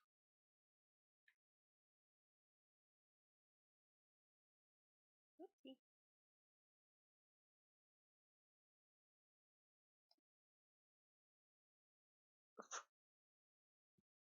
Okay. Yeah. So as you kind of line up the shot, miss just, and then he kind of smirks in your direction, and then you kind of use one of the charges in the Thrasma, and you see it kind of the gun shine red for a second, and then a streak of crimson flies past, and you see kind of it kind of cuts part of the shoulder of the cultist, who kind of grimaces as it rings past, but doesn't seem to be too phased by the damage. Okay. You have your movement left. I'm gonna duck behind the window again. Alright. So, with that, it is Lucifer's turn. He is going to do some fun stuff, I think. We shall see. I need to look up his magic item first.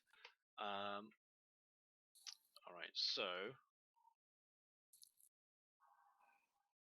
Yeah.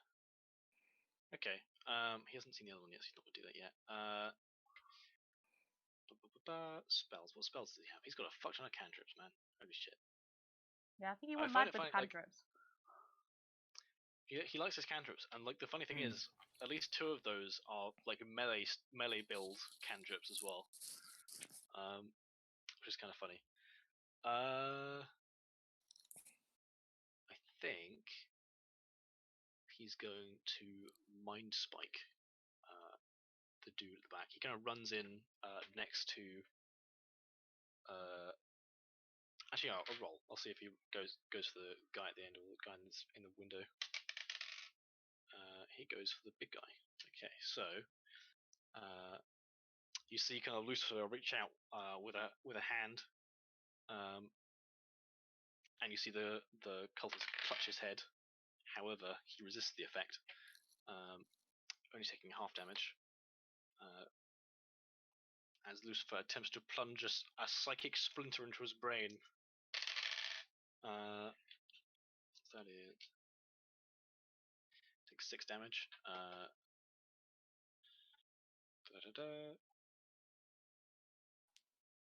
And that's it, I think. Lucifer doesn't have any bonus action. Oh, he does have bonus action. I don't think he'll use that yet because Karuk's in the way. That's a bit of a waste of some charges. Okay, so that's the end of his turn. He's just going to stand there. Next, I believe, is Karuk. Yeah, see? There's a cultist next to you, and there's a cultist 40 feet away from you. So you know the fella who looks like he's probably the boss man? Yeah. Where's he? Is he next to me, or is he 40 feet away? 40 feet away. Can I try and attack him? You can run up and attack him, but you will... Actually, how much movement do you have? They won't say that anywhere on my sheet, will. You should have 30 movement. I think you're not level 5 yet, so you don't have unarmored movement. So yeah, you can't reach the guy at the end. You'd be 10 feet away from him if you use your movement. Alright, I'll attack the guy next to me then. Okay. Okay. I'm gonna rage as well, and I'm gonna use my. I need to try and actually remember what is my sword called. I can never remember. It's Star. The Star Splinter is its name in common. Star Splinter. Yes, right. Okay. I currently have one charge with it. I think. You had a long rest, so it would have recharged. Alright. So yeah, no, there'll be two charges then, won't it? Because it only recharges one, doesn't it? I think it recharges all of them. I could be wrong. Oh, okay. Right, three of them then. Okay. Right. So at advantage, is this just a regular cultist? This? The guy next to you looks like one, yeah, but he's got different robes. Okay. All right. So with Star Splinter. So is it just 3 Kenku cultists? The dude at the far end looks different. Right. But First one That's is. the Oh, one. is he a vulture? I just realised I wrote down. they all kind of look like that, yeah. That's the one we I swear I tortured. wrote it all down somewhere. If you look at them, they're all pinned in campaign chat. Yeah, no, I thought I wrote its effect somewhere. Apparently, I didn't. All right. Give me a sec. I don't think I'll need it for this anyway. Right, so the first attack roll is an 18, the second one is a 9. So, yeah, I'm guessing the 18 hits, doesn't it? Yeah. Right. Give me a sec. I just need to, because I'm This guy is currently... not heavily armored. Yeah, I'm speaking on mobile, but I need to look at it on PC because I need to... So give me a sec. I'm gonna write down the effect of Star Splinter as I'm playing, just so I don't have to look at this. Time. Right. Give me just a second.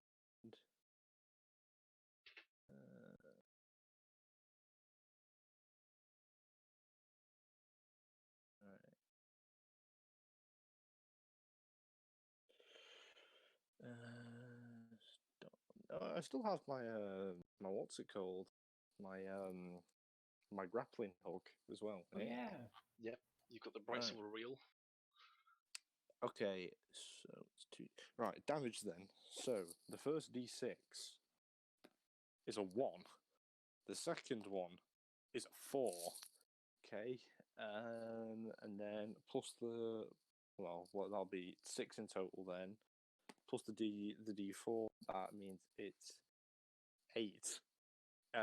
Yeah. Then isn't it my strength modifier as well? Then. Yep. And then +2 for raging. Okay, that'll be 12, 14 damage. Okay. He is looking not very happy about that. It's not regular then because they don't have that much health. Yeah. Actually, hang on, no, that one dies. Sorry, I thought you might. I thought for some reason I was looking at the wrong stat block for a second there. Yeah, one of them is dead. Boop. Yeah, so the one next to you just kind of like unsheathe the blade, which shines, and then you just cleave into him, cutting you in half. Good. Very good. How many is there? You can only see you saw like there's another someone lurking around, but you can't see him at the moment. There's the boss dude, there's the big boy at the opposite end that has tried to stab Krook but didn't.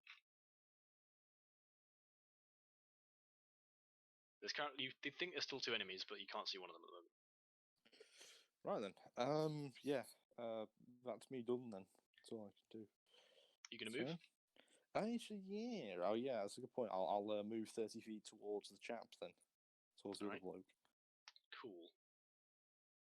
With that, it is the remaining acolyte's turn, who charges out from a side door. He's going to attempt to stab you with his dagger. Okay. Oh boy. This is going to be rather futile.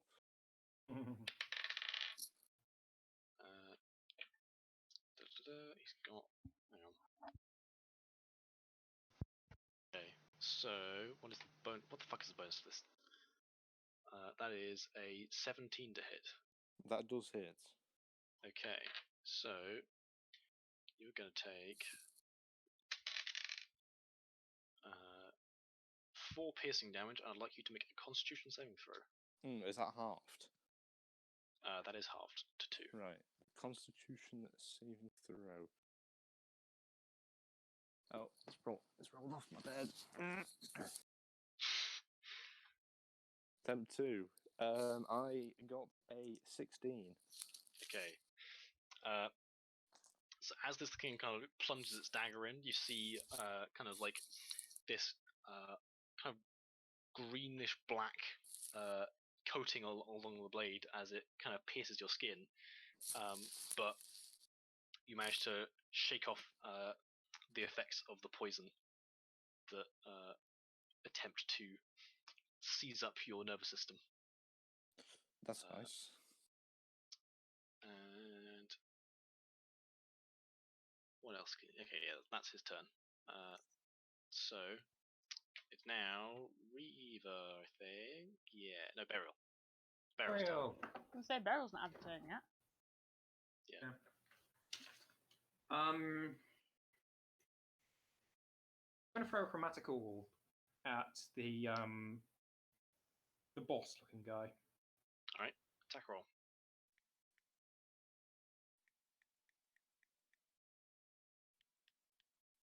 Plus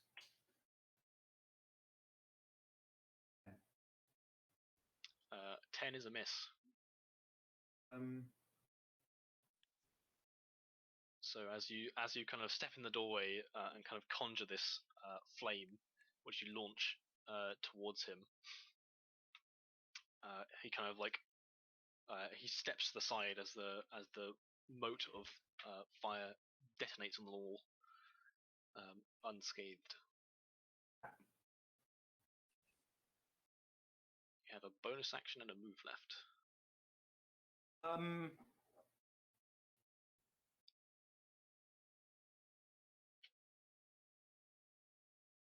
Can I find cover? You can step like back outside behind like the wall. I'll say I'm that just gonna. you can depending on how far you go, that can give you full or 3/4 cover. I get to full cover and I won't be able to see into the room, will I? Yeah, so But they basically won't be like able to see 3/4 me. cover as you like peeking around the corner so you can still see. Like full cover as you're basically you can't see them, they can't see you. I'll go to quarter cover. Okay. Yeah, so you're just kind of like you're pretty mostly obscure. So you've got like I think you've got +5 AC to attacks and dex saves that come from around the corner. I will check in a moment. But it is now the Fanatic's turn. He is going to give me a second. I think yeah, he's going to try and use that recruit probably. So he's gonna fly the spiritual weapon up and attempt to stab you with it, Krook, first.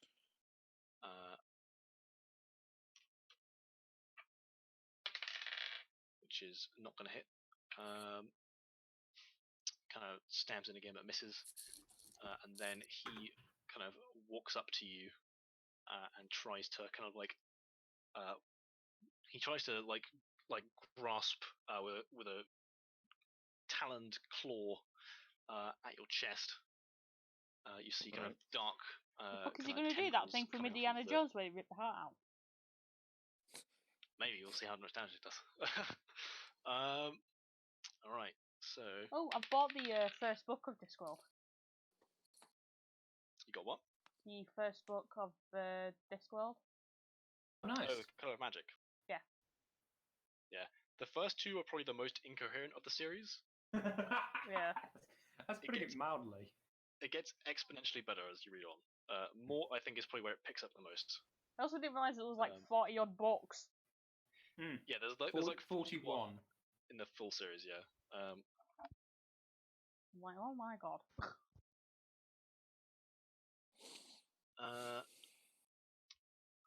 fuck is that? pretty sure someone was Okay. selling the whole set on eBay for like 300 quid. Wow. I'm actually not sure whether that's good value or not. I don't know what the average price of one of those books was. I think it was like probably like a fiver. So Well, for the 5 first times one, 40 is probably a bit much. I don't know who. for the first fucking- one, I kept seeing it for like £5.60 to like 7 or 8 quid. Okay. So All right. So. You see, this like you see the cultist kind of reaches out and like grasps you on the shoulder, and you can feel the life essence being drawn out of you. Krook, take 10 points of necrotic damage. Oh, that's nice of him. Alright, down to... As you can see kind of blood vessels kind of burst around where he grabbed you. I'm down to 24 HP with that. Alright. So that's his turn. He's not going to move away because he'll provoke opportunity attack. So Reaver, it is your turn. I want to fire my bow at him. Okay. So you pick up back over the wall. Attack roll. Actually, There's currently another cult. There's another regular cultist next to Krook as well now. Right. go. I'll shoot the regular cultist.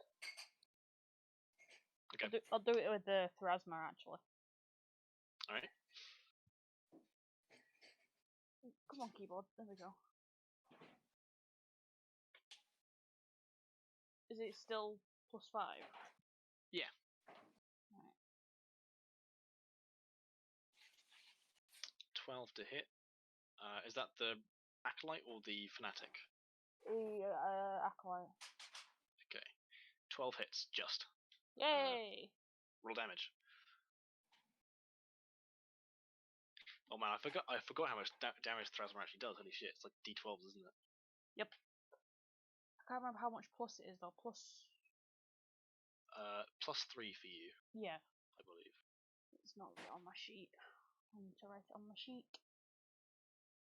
Nice. Yeah, that is exactly enough to kill him.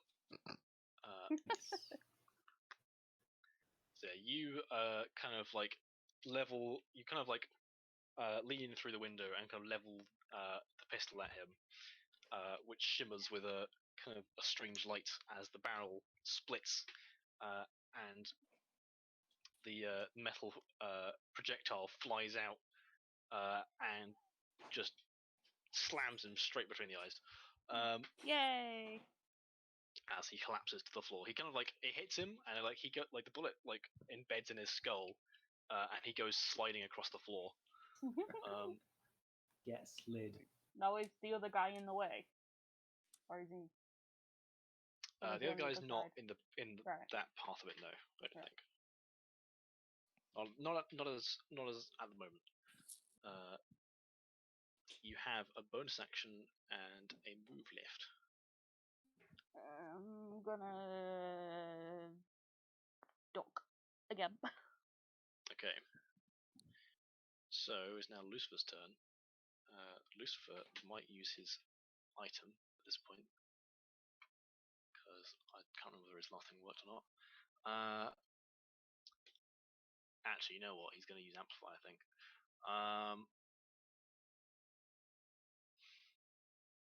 Yeah, I think he's going to use Amplify. That's going to be interesting. What weapons does he actually have? That's the thing. I think he just literally has a sickle and a dagger. Oh, and his energy rifle. He does have that actually, yeah.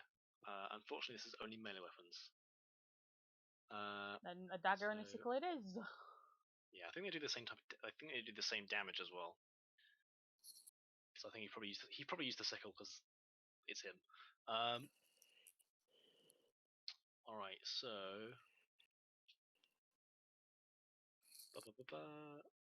main weapon sickle. Yeah. Actually, no. He's gonna use his dagger because he can hit better with that one. So you see, as like he kind of like draws the sacrificial dagger he's had stored away in his clothing, and he clutches it, and like the crystal on the back of the glove he's wearing shimmers, and then you see the dagger, the blade of it is wreathed with this scintillating kind of like prismatic energy as he charges forwards. And now, because the cultist got close enough, because he tried to attack Krook, Lucius will be able to get to him, and he's gonna try and stab this guy. I imagine that even though he doesn't need to, Lucifer will still say something. Probably. Okay, he misses. That's really annoying. Oh, So I think he gets to shut it off. Yeah, so he kind of like charges in and like goes to this big obvious like swipe, but the cultist kind of like nimbly steps to the side. All right. It is now Krook's turn. All right, I'm gonna go for the guy who's who's just done things to me. All right. All right, so I'm gonna attack him. Then. Yep. Right. Okay. First attack. I got a 14, so that'll be an unnatural 20. Second. Is it? Oh, damn it! A 19, nearly a crit. All right, so I've definitely hit the Navai with a 25.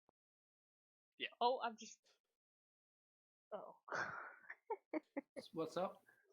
Whenever I get an achievement on my Xbox, it shows it does the exact same noise on my Surface Pro because they're both connected. So this entire time that I've gotten, I think like 3 achievements, it's done it on my PC and I've not noticed till now. Nice. Noise. Right then. So first D6. That's another 1. Second D6 is another 4. 5. That'll be 6 for the +1, and then 4. I got a 1, a 7. So, but then that'll be +2 for 9, +4, 13. I'm going to spend a charge to get an extra 2d4 damage. I love listening to Tom do math. Right. Yeah. So another 1, 14. And a 2, 16. 16 damage. Nice. It's pretty good actually. Hang on, where's my fucking character? It's pretty good considering that I rolled 1 and a 4 for my 2d6s. Yeah, so you you watch again as Star Splinter radiates this astral flame as Krook cleaves down with it. So However, I'm not done yet. I'm in a frenzy. okay. Okay. Right. Second attack. It's a bit much. but okay. Overkill. First one. 7. Second one, right, I got a 17. 17 hits. Right, okay.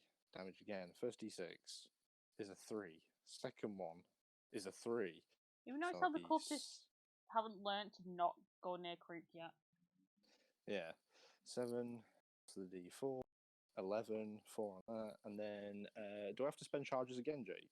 To get the 2d4 damage again? Check the wording. I believe it's per attack. Right. Let's have a look real quick. Because I'm currently on 17 damage because of my rage and... Yeah, so when you hit with a weapon, you can spend additional charges to deal an extra 2d4. Alright, I'm going to spend another charge then. So I'm currently on 17 damage. That'll now make it 21 damage, and the last d4 make it 20 damage in total. Nice. Yeah, so you bring down a second time this your kind of berserker fury, driving you to more and more feats of physical exertion. As you drive the sword home a second time, still alive but bleeding heavily, he kind of drops to his knees, and pleading to a figure that he looks not towards you, Krook, or towards Lucifer, but seemingly behind him. Where are you going? He turns around and starts kind of like begging for his life, and then Reaver's ducked behind the thing, so the only person that sees this is someone that's not here. Fuck my life. Okay. I'm going to describe it anyway because it's cool, and if Luke listens back to the VOD, I want him to know this.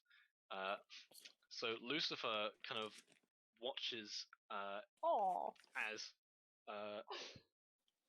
standing above the fanatic is the figure of judgment as he pleads for his life, but judgment raises one kind of shadowy limb and spears him through the chest. Ooh. The rest of you just see his chest explode.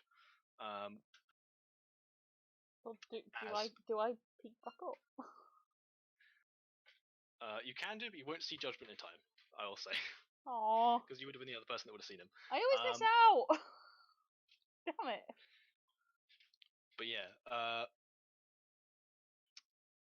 for Lucifer, the figure of judgment evaporates into shadow, and you can see kind of like as the sun dips below the horizon, the body of the fanatic kind of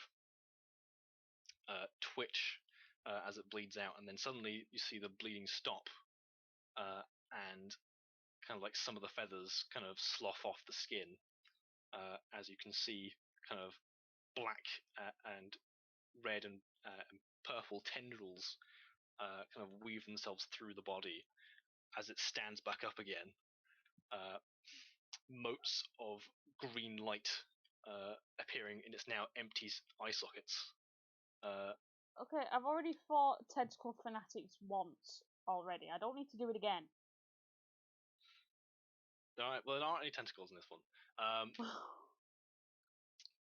But yeah, and as he does so, you see he kind of like points to the two fallen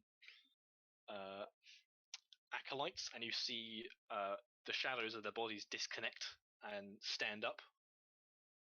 Nice. Okay. And with that, it is the shadows' turn. So let me check that stat block. So there's currently one by the door, and the closest person to that is Burial, I think. Yeah. So Burial, you didn't see most of this, but as you kind of like peek around the door, you're met by the murky figure of this, the shadow of this cultist. Is it like who the one that comes we up. saw in the dungeon? Very much so. Great. As it comes up, and it's going to try and it reaches for your chest. Rude! Female, hello! It doesn't care. It rolls a 22 to hit as it plunges its hand into your heart, and you take. This is rubbish. You take. Oof. You take 11 necrotic damage, and your strength score is reduced by 4. Jesus Christ. Kurt, kill them quickly, please. Yeah. One of the. So the bloke in the fancy robes is dead. He died and then came back, but he looks different now. Okay. The shadow guy now. So my strength has gone down by. From Crook's perspective, you saw this guy drop to his knees, turn around, his chest explode as so something was driven through him. He collapsed to the ground, and then stood back up again. Now all spooky. Okay. How much damage was that again? That was 11 necrotic damage, and your strength score is reduced by 4. Great. Are our crystals doing anything? No, like glowing in power, saying "run away." How much? What was the attack? Attack roll again? 22. I couldn't have dodged that. Never mind. I keep forgetting my Aegis Prismara. Yes, no, it is a useful thing to have. You need to remember. All right, so the other shadow is going to attack Krook because Krook killed it. And it rolls a 23 to hit. Yes, that does it.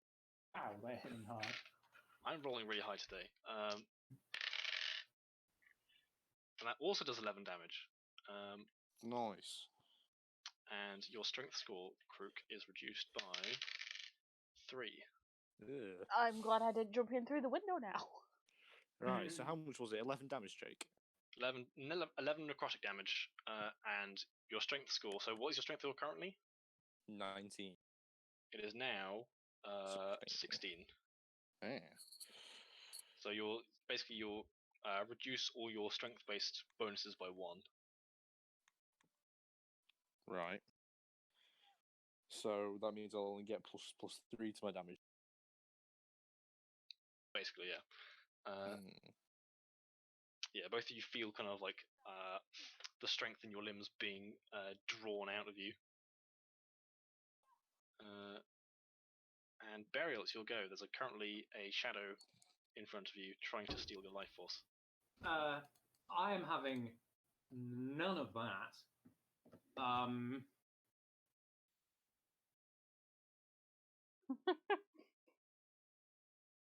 Give me a second.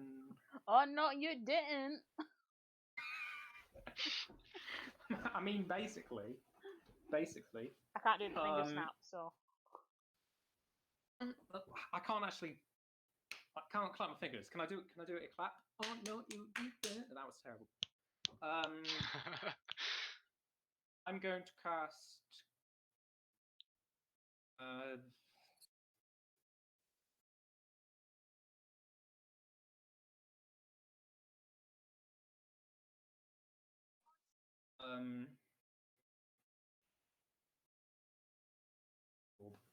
Because it works. You'll have disadvantage on the attack roll because it's a ranged attack, and this thing is. Oh, and it's right in front of me, isn't it? Damn it. Yeah. I don't get how that makes sense, but it's directly in front of you. It's a weird rule in D&D. I think it's kind of the idea that like if they see you like trying to like fire a weapon at you, they're gonna like fucking mess with you. Like they're gonna like push you around and stuff like that. Right. Better idea. I'm going to cast Magic Missile. Okay. At second level. All right. So 4d4 plus 4.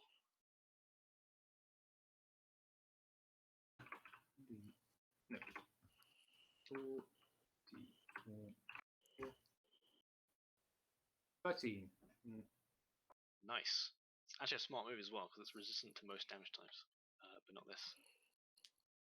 So yeah, you see like these kind of 4 bolts of energy pummel into it, and yeah, it is looking like you see it withers in. Like you see before it was a lot more kind of like solid and tangible. Now it seems a lot kind of like almost transparent at this point.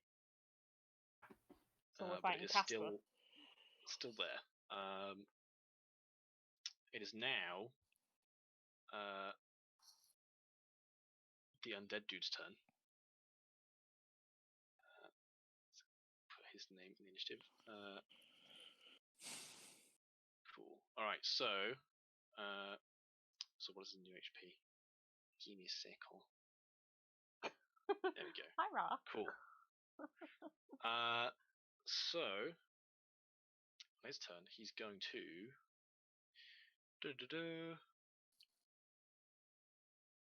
I think he's just gonna. Actually, Krook's right in front of him, so he's gonna life drain.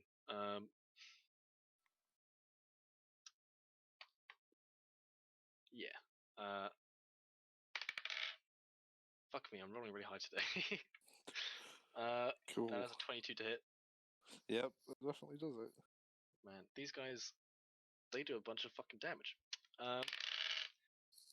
Okay, that is 12 necrotic damage, and make a Constitution saving throw.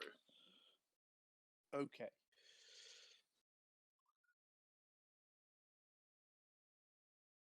I get a unnatural 20 for the saving throw. Okay, your hit points are not reduced by the same amount. Well, that's good because I'm currently on 1 HP. Ooh, Right. good to know. Yeah, that's a good thing you did that because I would have had to stone skin. I'm stone skinning next time, so Yeah. So, okay, that's his turn. Reaver, you can see currently you can see one shadow and one deathlock attacking Krook. The deathlock thingy. Yep. Plasma. Right.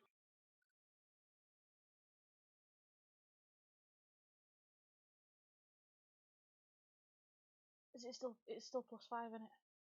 Yeah, it's always +5. 22. 22 hits. Yay.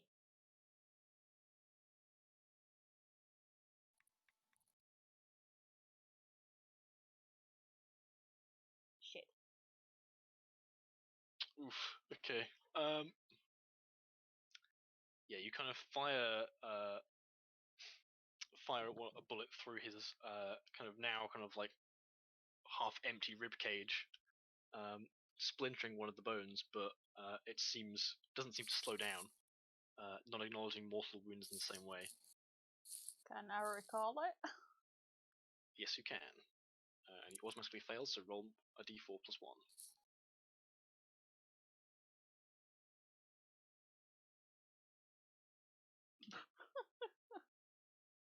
Nice. Great. Okay.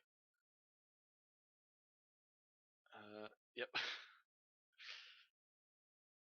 It definitely damages him, but he doesn't seem to be as it doesn't seem to acknowledge the wounds as much as a living creature would. Okay, I'm just gonna duck behind cover again. Alright, cool. It's Lucifer's turn. This time around, he's 100% gonna he's gonna primal savagery this bitch. Let me look at that spell. So he attacks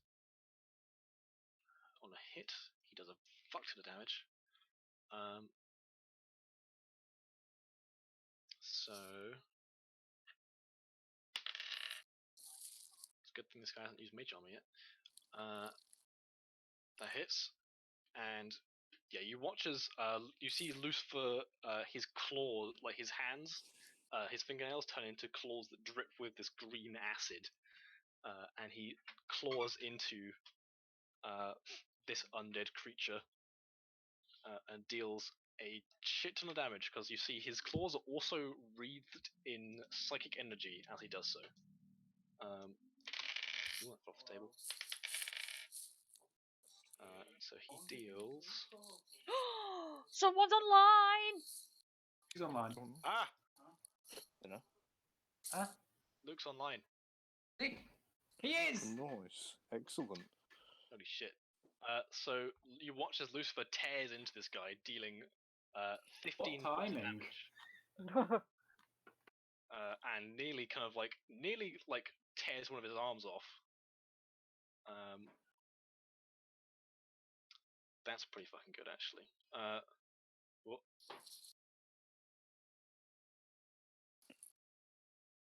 Luke just DM'd me. I fucking fell asleep. God damn it.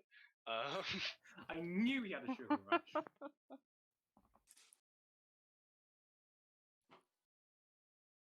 Yeah. All right. So that's Lucifer's turn. I think it doesn't have any bonus actions really. He comes online after his turn's over. Well.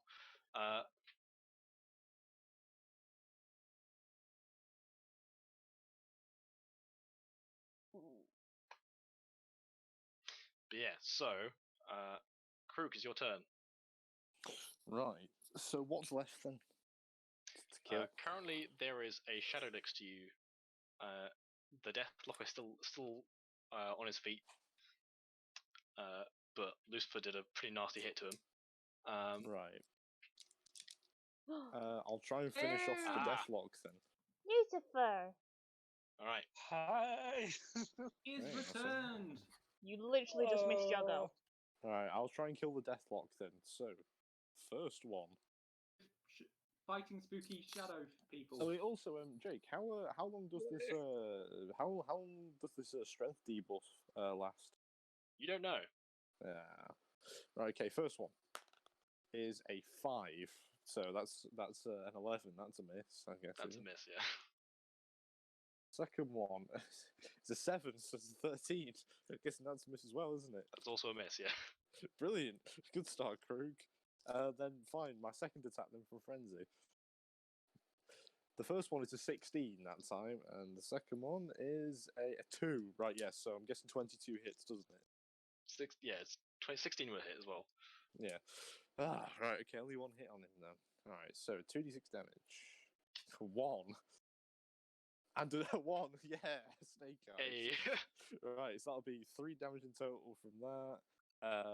Plus 5 equals 8, plus the d4 is a 2. That equals 10. I'll spend my last charge on an extra 2d4 damage. Okay.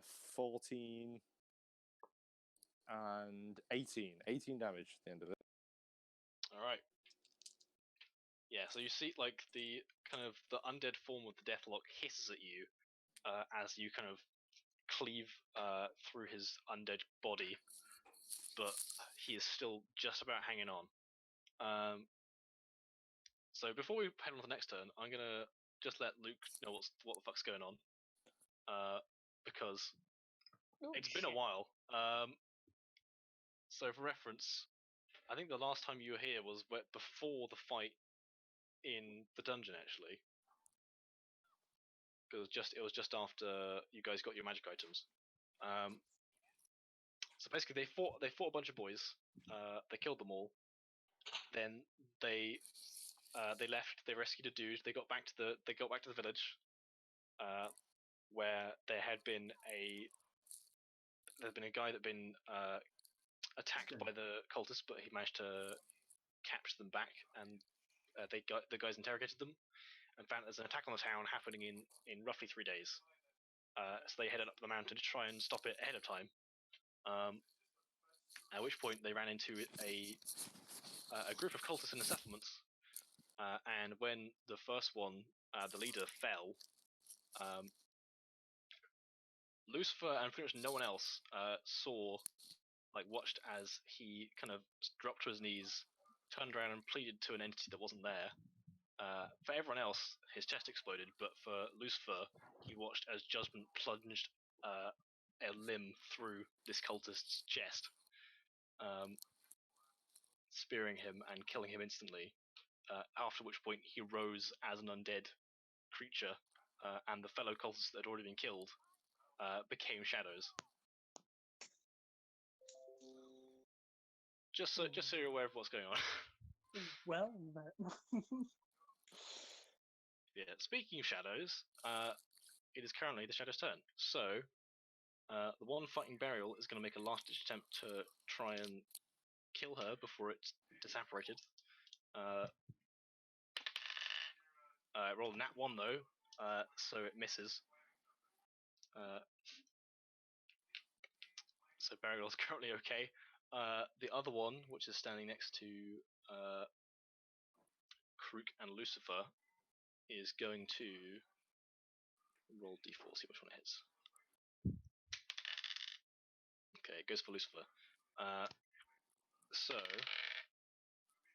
that is what the fuck is the bonus to hit this boy? It is +4. Okay, so that is a 16 to hit you, Lucifer.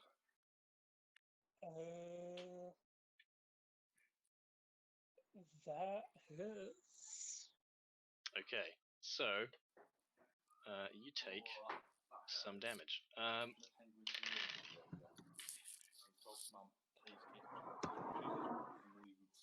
You take 10 necrotic damage as this thing kind of sucks your life force out, and your strength score goes down by 1. Yay! That is Nice. the Shadow's turns. Burial. There is still a shadow in front of you, just barely hanging on to existence.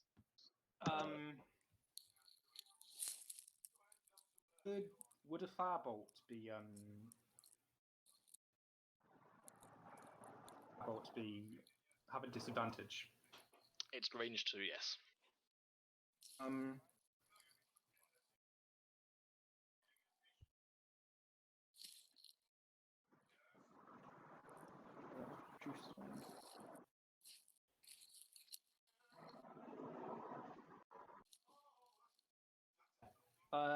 I'm going to create a bonfire. Okay. Tell me how that works. I create a bonfire on the ground, can see within range. Until the spell ends, the bonfire fills a 5-foot cube. Any creature in the bonfire space, when you cast the spell, must succeed on a dexterity saving throw or take 1d8 fire damage. Okay. So, it rolled a 13 on its dex save. The spell save DC is 14, so... Okay, so it takes a damage. Yep. 1d6. Whoa, that was just enough to kill it. Okay. Hooray! Yeah, so you kind of... The bonfire bursts into life beneath this thing. You see, despite the fact the flames don't pierce the shadows as much as you'd like, it is enough to tear it away from undeath as the shadow disintegrates. Nice. So good on you. Alright. That's your action. You got a bonus action move. Playing D&D, Alex. I into the room and see if there's anyone left. Currently, there is... you can't see Reva, for one. She's kind of, like, by the window, you think. But you see the Deathlock, One Shadow, Fruit, and Lucifer are still all fighting. Right. I'm beginning to feel like I should have hung on to a gun or something. Maybe. I'm not sure you could gain proficiency with it, though, because I don't think you know crossbows, so... I know light crossbows.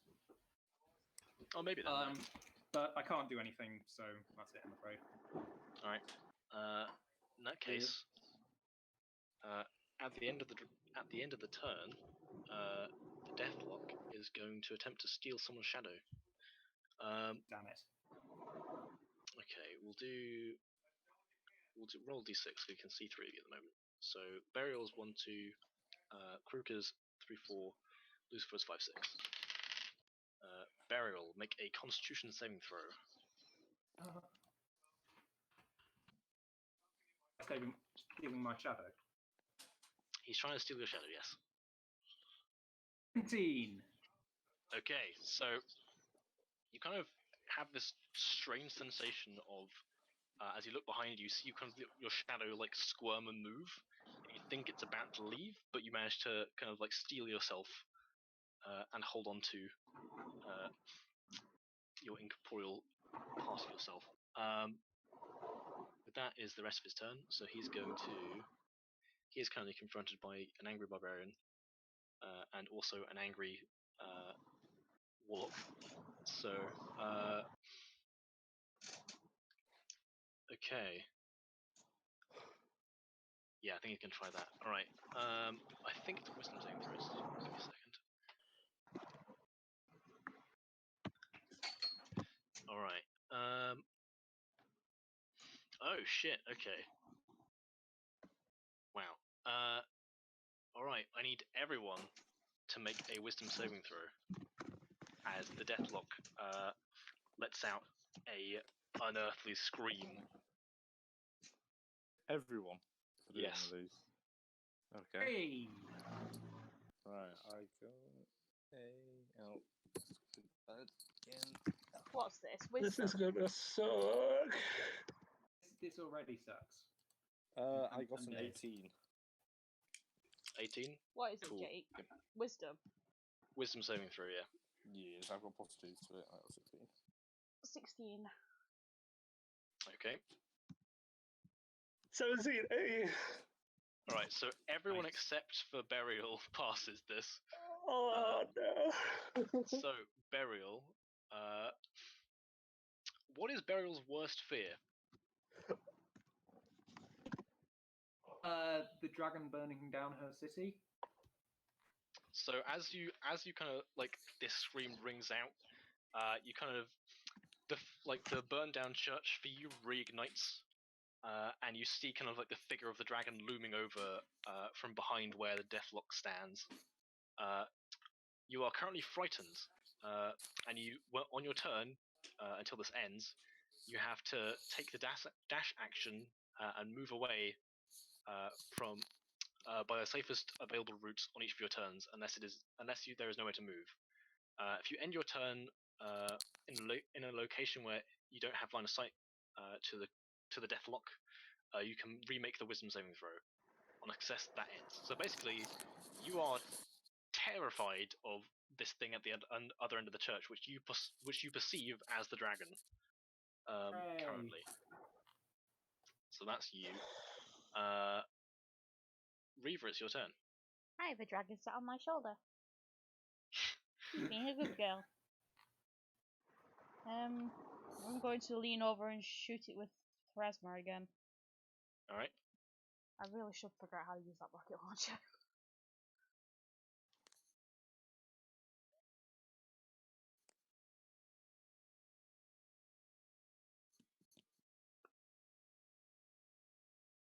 11 misses, unfortunately.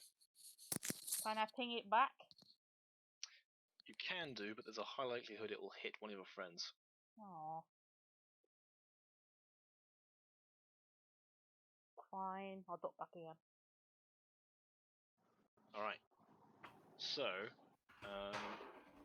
Lucifer, it's your turn. Currently, you're standing next to a deathlock and a shadow, and your weapons are currently wreathed in psionic energy because I used I used amplify on your magic item. So whenever you hit with a melee attack, you deal an additional 2d8 psychic damage.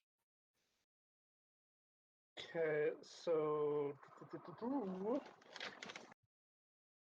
because it'd be physical, I'm guessing that where is it? Primal Savagery would like do additional damage or not? It would do, yeah, because you You, make a melee attack. you Okay. almost tore its arm off. Yeah, you've done quite a bit of damage to this guy already with that. Well, I'm going to use Primal Savagery again and see if I can rip his other armor. Nice. Very good.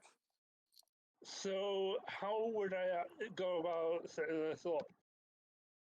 Roll d20. What are the modifiers? I think it's +6 for you. All right, so it'd be yeah.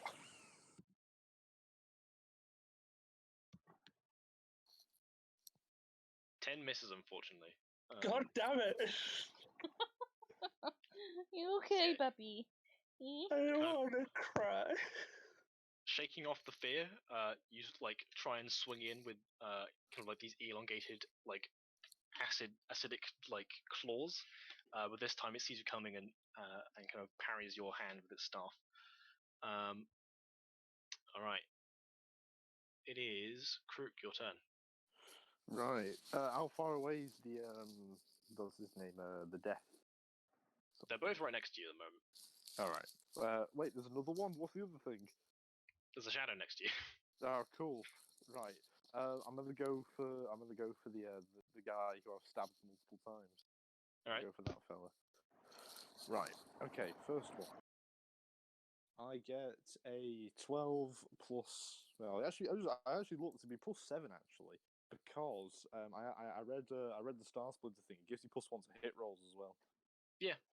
So that's a 19, and the second one is 19 hits. a 7. So yeah, no.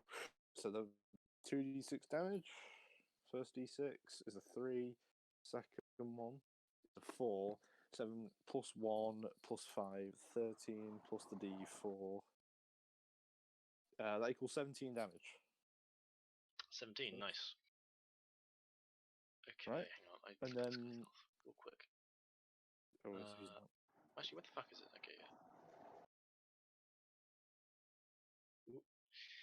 I need my calculator. Give me a second. I've given one of my earbuds to Ra. I'm just holding it next to her ear, and she's very interested in what everyone's doing. That is Okay. adorable. He is looking He's a significantly worse for wear. Right, that's good because I've got another attack coming for him. Nice. Right, second attack. First one is a 14, that'll be a 21. And the second one, a nat 20. Oh dear. Oh shit, you crit him! Fuck. Okay. That'll be the 27 to hit. Oh dear. Alright, so then. crits, so the way crits work and the way I'm rolling them is you max out all the damage on the dice and then you roll again. Okay then, if I max out all the So that damage on would the dice, that'll be 16. Hey. Yeah, 16 plus all plus the all bonuses. your bonuses and then roll the dice again. Alright, 16 plus all the bonuses will be, at the moment, will be 22 because I've got a -1 to my strength. Right. So that'll be 22 damage, and then I don't get my bonuses for the second attack, do I? It's not a second attack, it's just It's you just second roll damage. dice again. Okay, first d6, a 2. Second one, a 6. That's an 8 so far. And then I've got no charges left, unfortunately, but d4, a 2. So that is 10 damage in total, in addition. Nice, so you do 32 damage to this guy. Fuck me, he's nearly dead. He's nearly dead! This guy's got a fuck ton of hit points, man. Right then.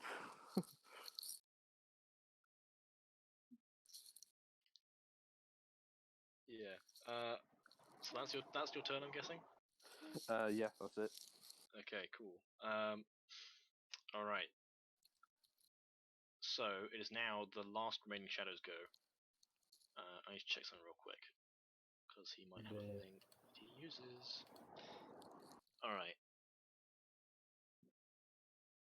Okay. That's fine. So, the shadow is gonna attack you, Krook, because you're the biggest threat at the moment. It crits you. Oh, Jesus, really? Oh god, I am gonna roll damage for this because in case this could insta kill you. Oh god. Depending on how, because you're on 1 hit point, right? Yes. So if this gets high enough damage to like get you basically, what's your maximum hit points? 34. 34. Okay, this could potentially kill you. I'm gonna Wait, roll. you can do 68 damage? Well, I don't need 68 damage. I need to do so you said what was your? So you said 34 your hit points was 34, right? Yes. He needs to do 35 damage to kill you. Oh, Jesus. Which is unlikely, but I think possible. So I'm gonna roll real quick. I don't think it will happen, but I'm just checking whether it does. Okay, so that is.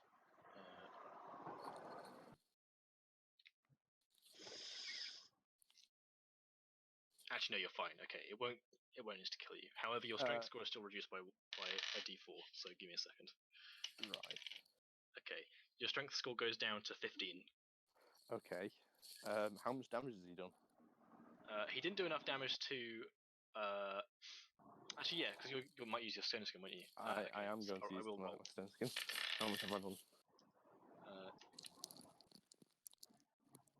Okay, so you take 22 necrotic damage. Right, 22. I don't think you can roll high enough to block that. It's a D12, isn't it? Plus Constitution modifier. So yeah, you can't block that.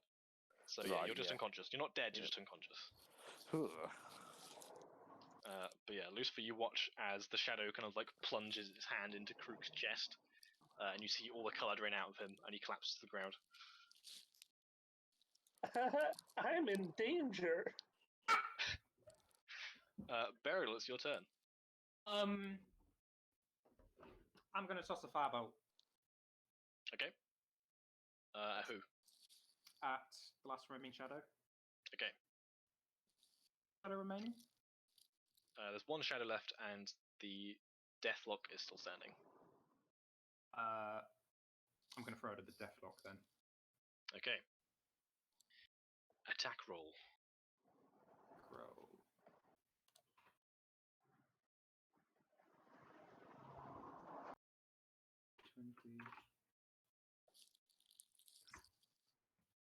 Oh, 12 is a miss at the moment. You still have a bonus action and a move. She's bored gonna of stay where listening I to am. you now. Alright. So, with that, it is the top of the round again, and he is going to. He kind of points a claw at you, Lucifer. I'd like you to make a wisdom saving throw, No. as darkness clouds your vision. No.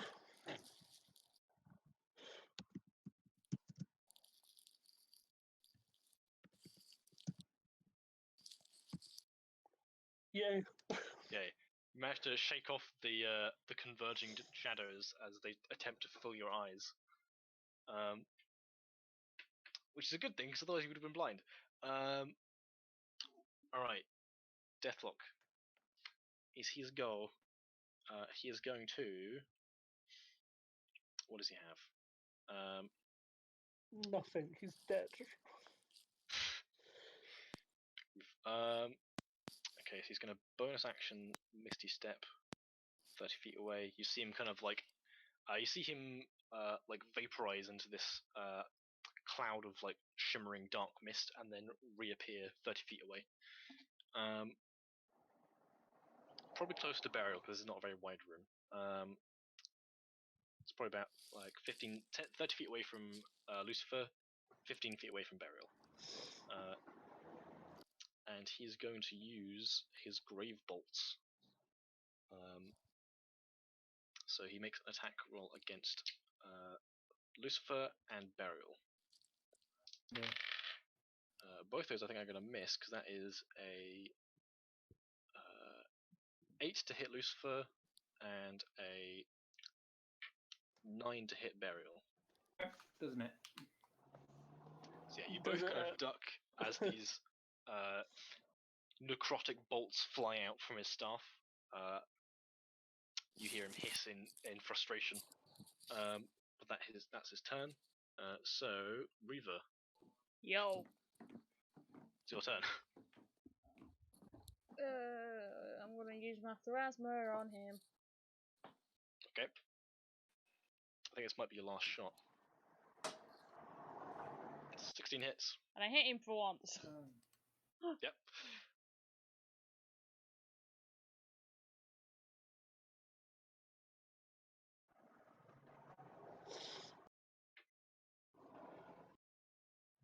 Shit me, that's max damage, holy shit. Woohoo! Okay. 15, wow, that is a lot of damage. Kill it, please. He's not dead yet. No.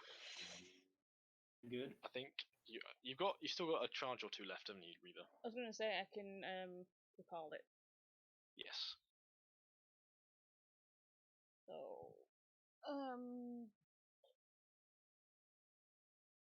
1d4 plus 1. Okay. Every little helps. Yeah, the smoking piece of metal that clashes into him, glowing red, flying back to the Balagan, just seems to cleanly fly out the exit wound without much additional damage. However, the shadow is in the way, so that the shadow will also make a dex save, which I think it might pass because it's got that's a 15. It's 15 on the save. So I believe it takes half damage, so it takes 1 point damage. You deal a point of damage to the shadow as it whistles through it. You have a movement left? I'm gonna duck behind cover again. Alright. With that, Lucifer, it's your turn again. There's currently a shadow and a deathlock standing next to you. Do I have any spell slots left or not? You haven't used any yet. Well, I meant from like my time being dead.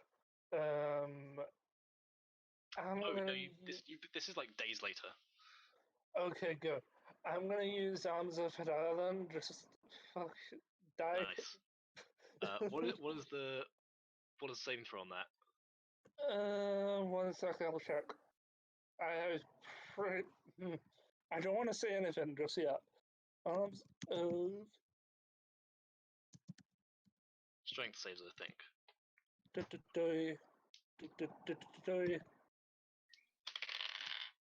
Come on, where is it?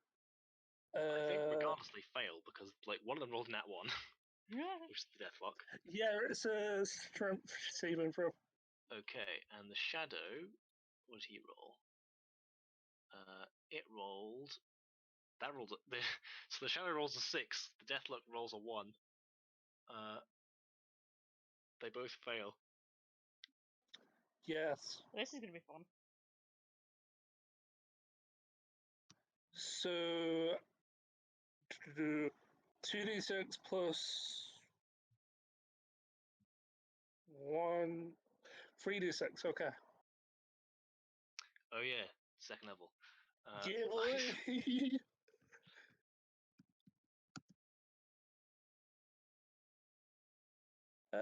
Doink. Shit. I am tired. Shush.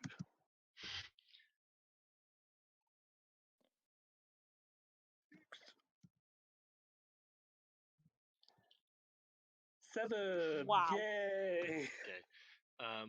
Let's check the shadow stat block as well. At least it hit both of them, so I'm happy. It did. Okay. The shadow is unaffected because it is immune to necrotic damage. And God. the deathlock takes half damage because it's also resistant. The deathlock takes 3. You catch them entirely off guard, but they still don't react much. Who was Bit that? concerned there, Tom. What? Did you just flush your What? toilet? A bit. What the fuck?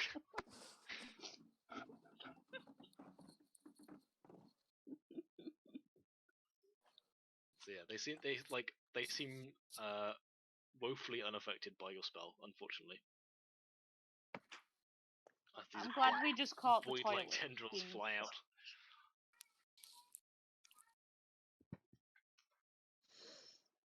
Alright. I'm fine. You have a This is bonus action fine. and a move. I want to move to like the corner of the room and just cry. No. I want to move away from them, like as If you do much that, as I can. they will both get attack of opportunities against you. Yeah, I completely forgot about that. Never mind. Actually, no, the deathlock doesn't because he's moved away. So the shadow will get an opportunity attack against you, but No. okay.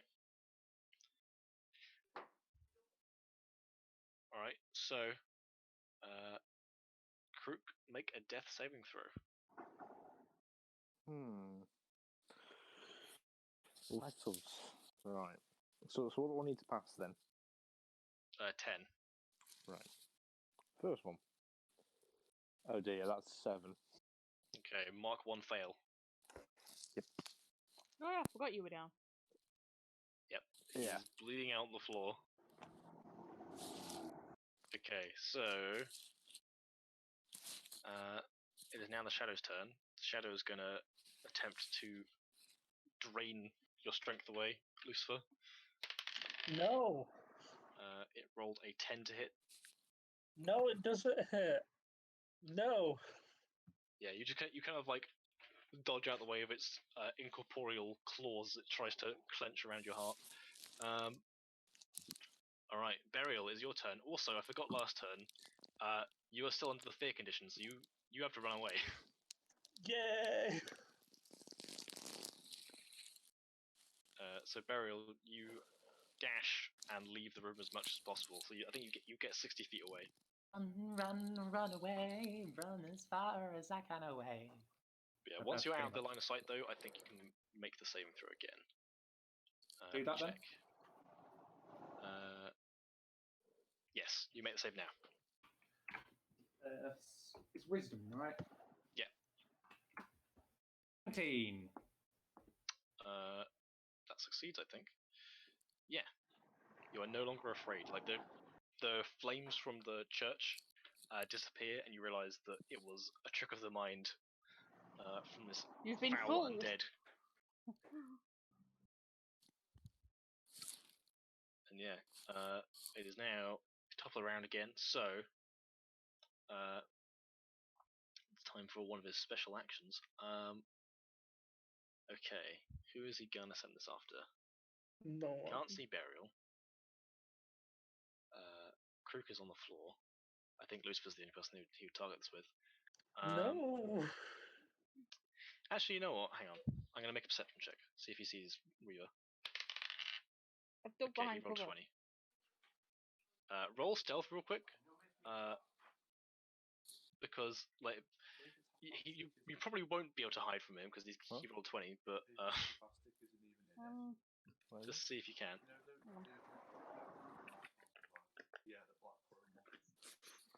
Okay.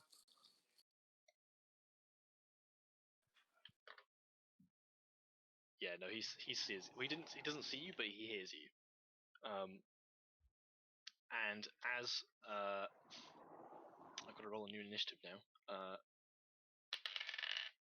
Okay, low on the initiative. Cool.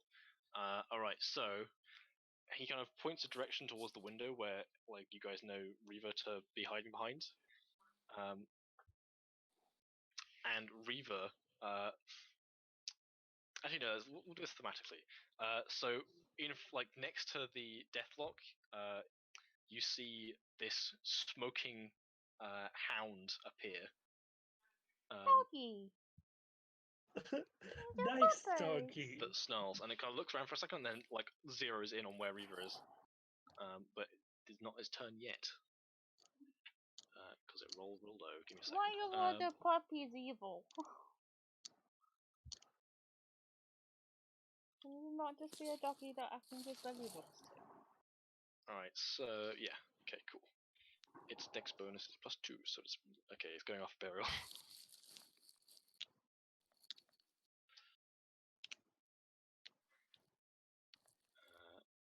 Hound of Ill Omen.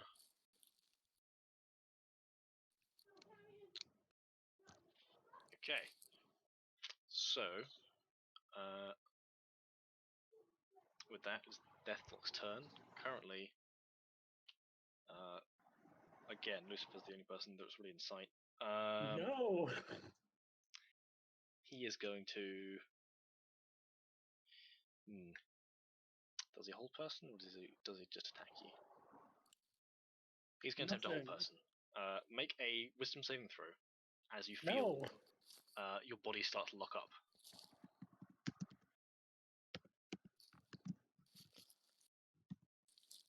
No. Oof. Okay. You are paralyzed. Yeah, so you feel as your body kind of like your limbs lock into place as you are now unable to. Hang on, I'll show you what the paralyzed condition does. This went wrong so quickly. Indeed. Look, guys, like Judgment just really does not want you in his home. There you go. So that is, yeah, you can't move or speak. You automatically fail strength and dex saves. Attack rolls against you have advantage, and any creature that hits you crits you if they're within 5 feet of you. Can I just die now? Yeah. Okay, thanks. You came in at So a bad time. He strolls up to you. He doesn't hit you this turn, but he kind of like looms over you. Savoring the moment. He doesn't have a second action, so like he'd absolutely fucking take your heart out if he could, but he won't do it this turn. All right, Reaver, it's your turn. Can I put the hell? Wait, who's Judgment? You don't know because Lucifer has Only the door. I Wait, do. you're not the one that had the acid trip. Was that Steph? I'm just saying that he doesn't know who Judgment is because he's not the one that had the acid trip. True.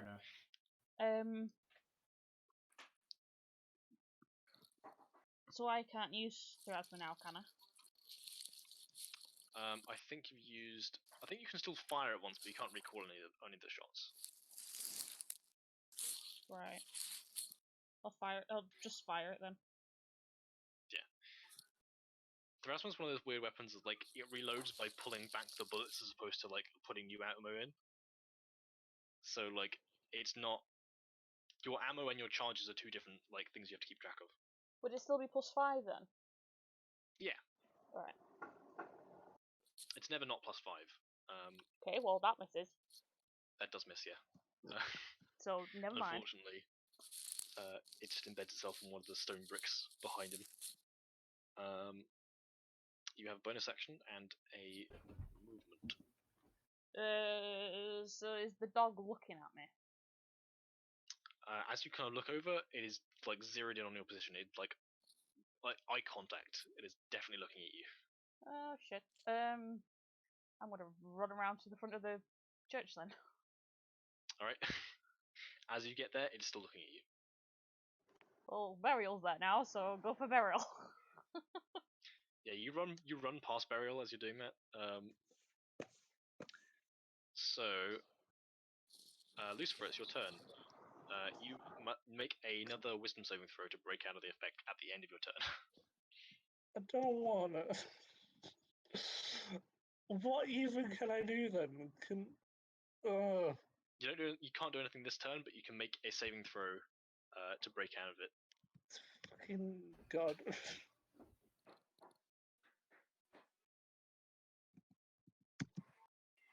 It is 10-2. No, it's not. It is, because we're finishing at 5. And that's a 6. Okay, you are still paralyzed. Imagine just telling someone that in a hospital. So, roll dice. You're still paralyzed. Oh my god. How could they roll the dice if they were paralyzed? Okay, No, Crook. they'd probably be able to just be I don't know, nodding or something, because normally it's from the neck down. Or Maybe that's why they're still paralyzed, because they can't roll the dice. Oh god. Exactly. Wow. Alright, Crook, make a death Mind save. dice. And pray you don't roll a 1. Yeah. Alright, here we go. Okay, we got a. You know, I was just wondering, what happens if you just do roll the 1? Is You it just die. death? You get to... You fail twice. So if you fail 3 in a row, you're dead. I got 3, so that's the second fail. Okay. Don't Okay. fail another time, otherwise you are dead. Alright. It is the Shadow's turn. The Shadow is going to attempt to get Lucifer. No, I'm already dead. It has advantage because you're paralyzed. Yes, I know. I'm already dead. Alright.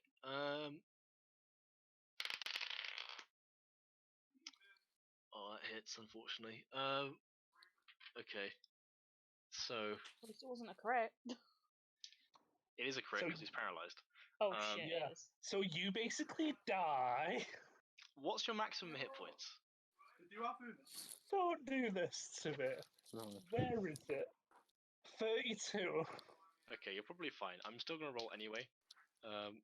Currently on 22. Oh, you're probably fine. So that is. Hang on, give me a second. Okay, you are currently on 1 hit point, Lovely. and your strength score is reduced by 3. Like I had any strength in the first place. Keep track of that, because if your strength score reaches 0, you die. Yay! Alright. So, that is the Shadow's turn. Burial, you are now shaken out of the fear. You are outside the church. Reva just ran past you. Hi. Well, can I run and get to the point where I can actually see someone? Because I dashed, didn't I? So can I get inside If you use a movement, you can get back inside the church. That'd be using all of my movement, though. No, you can get in the doorway because you were in the church already, and you only dashed to get, like, you didn't use your full dash to get away. You just used your dash to get out of line of sight. Okay, I'm gonna go back and stand by the door, and I'm going to use Sequester Heat. Sequester? Sequester Heat. Sequester Heat on the Deathlock, or whatever it is. All right. So,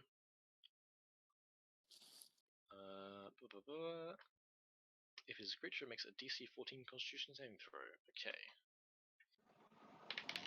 Can't save. I'm pretty sure that fails. He rolled a 2 plus something, so he fails. So he takes 46. 44. Oh yeah, 44.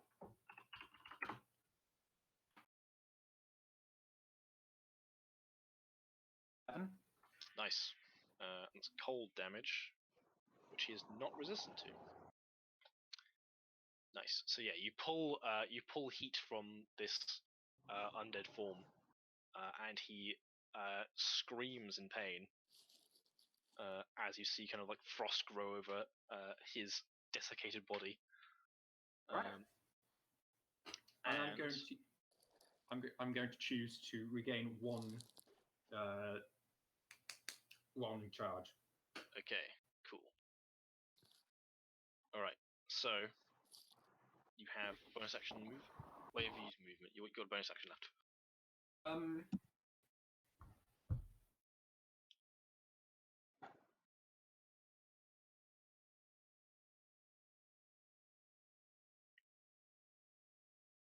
Oh God, there's not much I can do.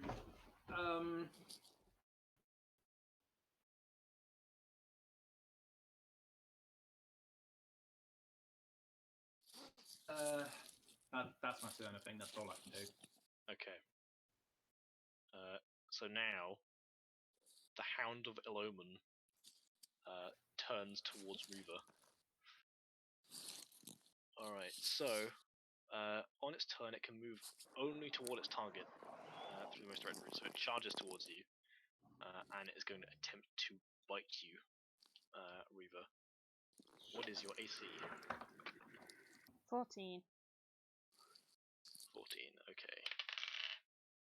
That is a 15 to hit. Make a strength save.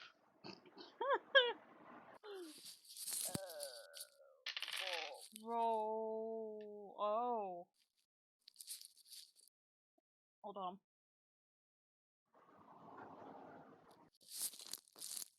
It counts as an ability check. This is a saving throw. Okay, thank God. Also, hang on, give me a second. There is also a thing for this. Give me a second. Alright, additionally, while the hound is within 5 feet of the target has disadvantage on saving throws. Against any spells. Okay, you're still fine against this. You don't have disadvantage, it's only against spells. 60. Okay, you're not pushed to the ground, but you still take 12 piercing damage as it bites you. I'm on 6 HP. Alright. Could be worse. It could be worse. You could be paralyzed. Speaking of which, it is now Deathlock's. The Deathlock White is about to try and suck the fucking life out of you. Well, I'm already on 1 HP anyway, might as well fuck me up. Yep. Okay. Yeah, I don't think this can. I'm not sure this can perma kill you. I think you're fine. We'll see. Emphasis on will see. Yeah. Okay. Cool. Both a lot of the guys in this combat have like abilities that are like, if this is reduced to 0, this person dies. But luckily, it's not through damage. It's whether they reduce certain things, like max hit points or strength scores. So, yeah, we'll see. He's gonna attempt to drain your life. he definitely hits. That's like a 19 plus 4. And he. Okay, we'll roll because I don't think this can exceed your max hit points, but I will just check. That is. Okay.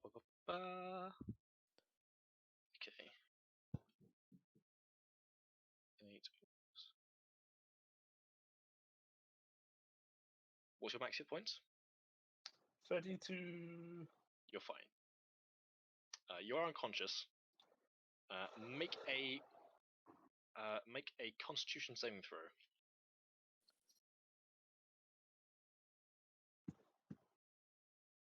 Mm.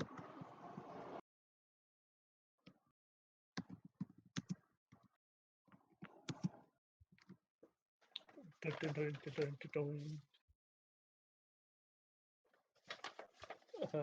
Doink, doink. Okay.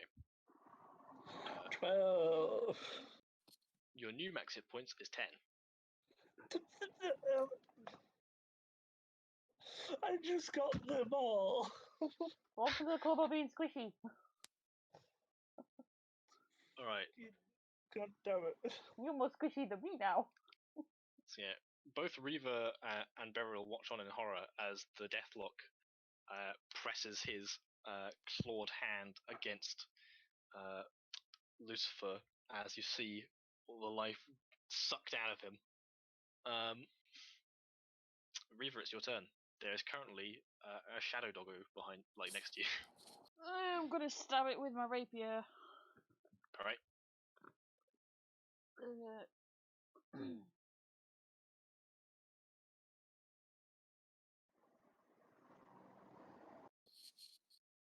Yay! Great. Oh, nice. Okay, so what is the damage dice in your rapier? 1d8 plus 2. Okay, so roll regular damage and then add 8.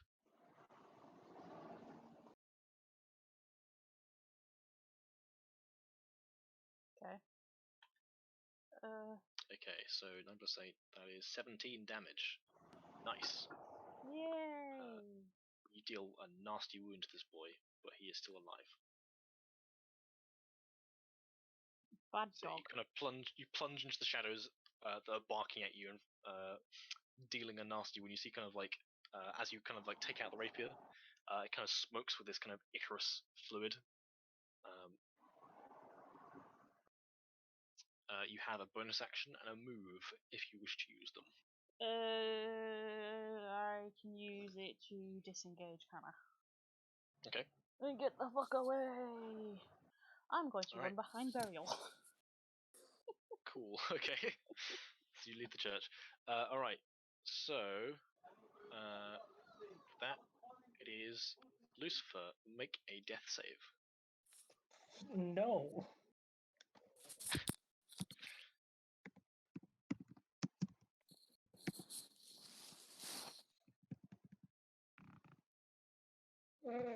Doink.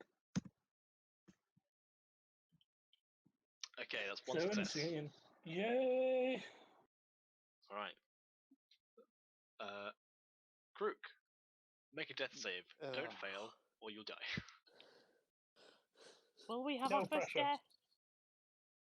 There's no way of bringing me back either. I'm just dead, aren't I? Really? There are resurrection spells, but none of you have them at the moment.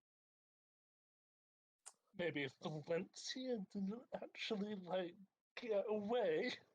Well, If you were 2 levels higher and Valencia was still with you, then yes, you would be able to use it. But currently, you do not have resurrection spells.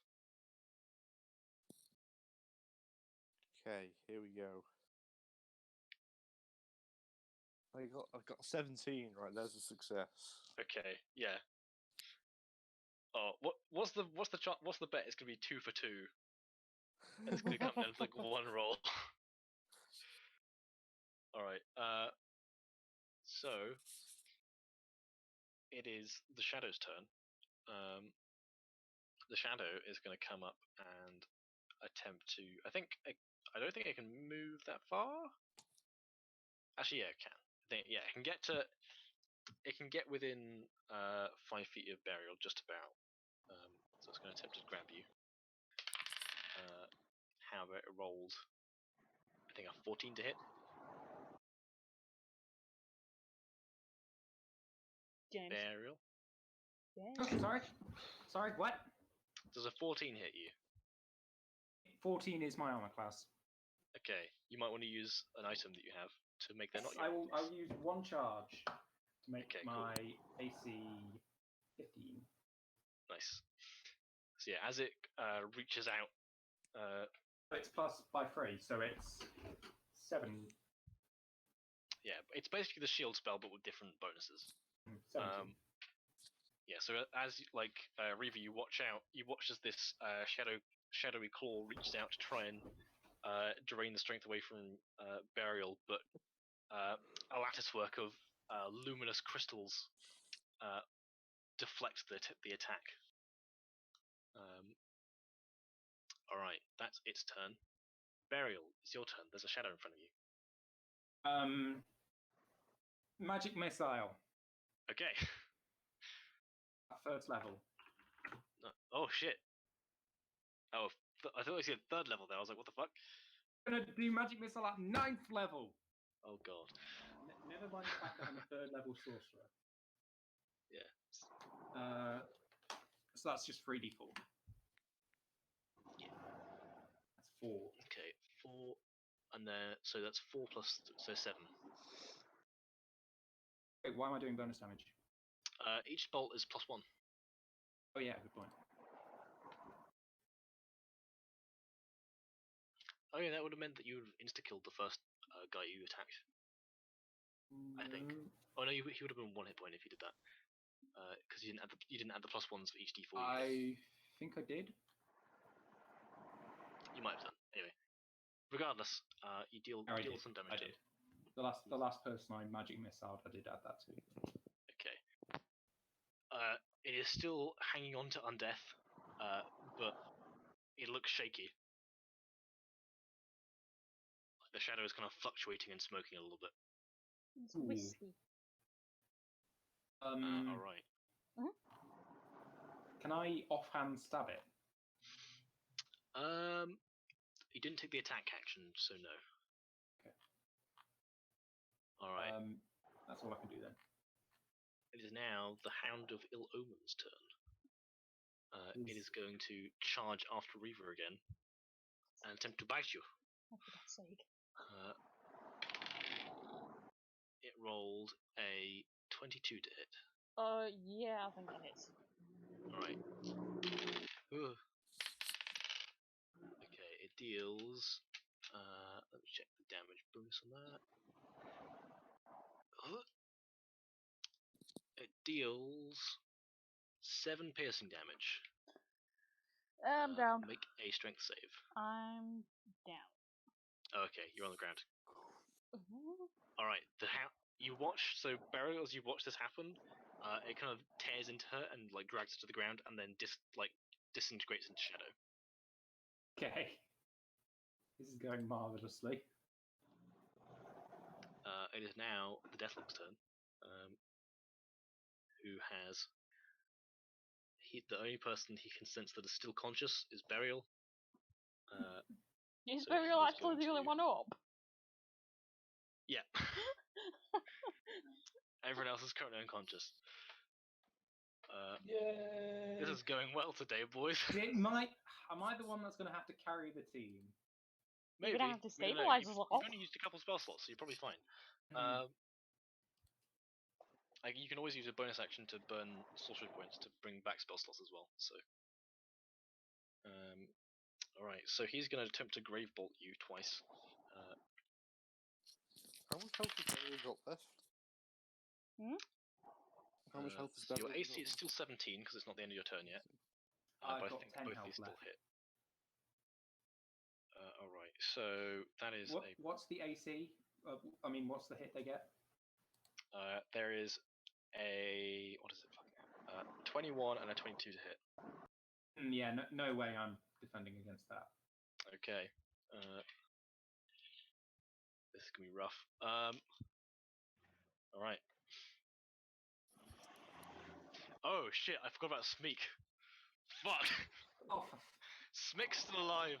No. Oh god. we need to make a post-it note and stick it on our Wait, screen, is this? and it says Smick is alive. Well, I assume he'd be under Reaver right now, Probably. being smooshed. I'm gonna take control once he's. Oh, well, actually, you can control him if you want. So, how much health does Burial have at the moment? N. Okay, 10. you're unconscious. As these two necrotic bolts slam into you,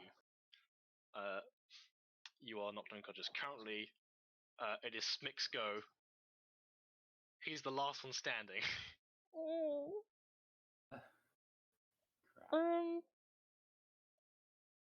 I don't know what he'd do. Well, I will tell you now. The Deathlock is the only enemy still standing, and he is very badly wounded. Oh, my baby boy, he's gonna have to try. So a lucky hit might kill him. Oh. Okay. Is he gonna throw his sling, won't he? Probably, yeah. Okay.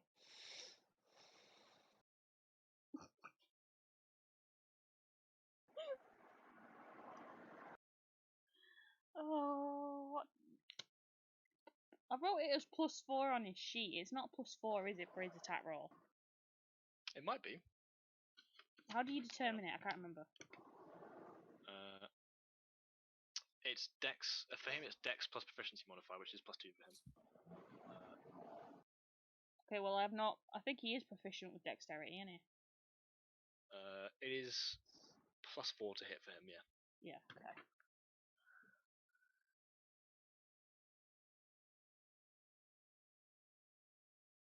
He hits. Don't kill Schmidt. Oh my god!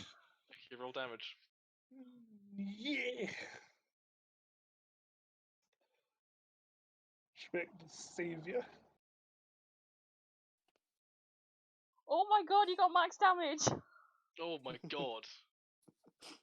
Smick fucking kills his ass. Oh my god! Really? Oh my god! Smick! He was on 3 hit points and he's resistant to bludgeoning damage, but that's still halved, so it does 3 damage. My It was baby exactly boy! Smick! We're still Oh gonna my keep it in God. initiative order because Smick's gotta try and revive you guys next turn. Alright. Yeah, as the Deathlock crumbles to pieces as the sling bullet cracks his skull in two, dissipating the foul undead energy that was keeping him animated.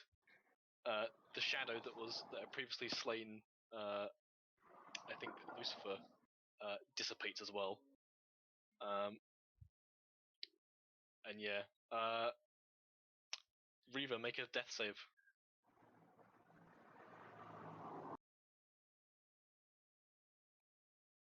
80. Okay, that's one pass. Lucifer, make a death save.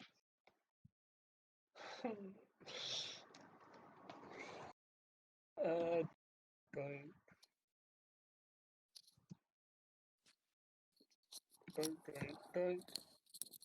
That's a pass. Just. Hell yeah! You're on 2 passes. Krook, make a death save. Make it count. I'm still about to pass here. Also, it appears that my. I was about to say you're almost about pass, but you're also about to die. No, I still am about. I've had 2 fails. Also, and 1 success. if you get a 20, you get 2 successes, or you automatically Yeah, stabilize. 20. I think some people rule it that way. I rule that 22. Like a 20 is just 1 hit point. You're on 1 hit point. Yeah. Because I don't like the 2 successes thing. That doesn't feel as dramatic to me. I like critting and then getting off a 1 hit point. That sounds fun. Yeah. Okay, another 17. That means 2 fails, 2 successes. Fuck's sake. I fucking predicted it. I said it'd be 2 for 2. Alright, Burial, make your death save. Hooray! So, we've just been saved by Smick. Yep. Yes, you have. In this house, we love and appreciate Smick. Also, I'm sliding ever closer to death. Also, like, it's... Ooh, okay, yeah, you're one down as well. Alright, so Smick is going to attempt to make a medicine check on Reaver first, because Reaver's his mum. Oh. Alright, so what is his... Okay, his wisdom... Oh, this can't go well. Okay, His medicine's he's got a minus minus 3. 2 to the roll. Yeah. Okay. So Reaver make a d20 roll minus 2. He just needs to roll a 10. Okay, Baby boy. everyone make another death save. Oh. Mother.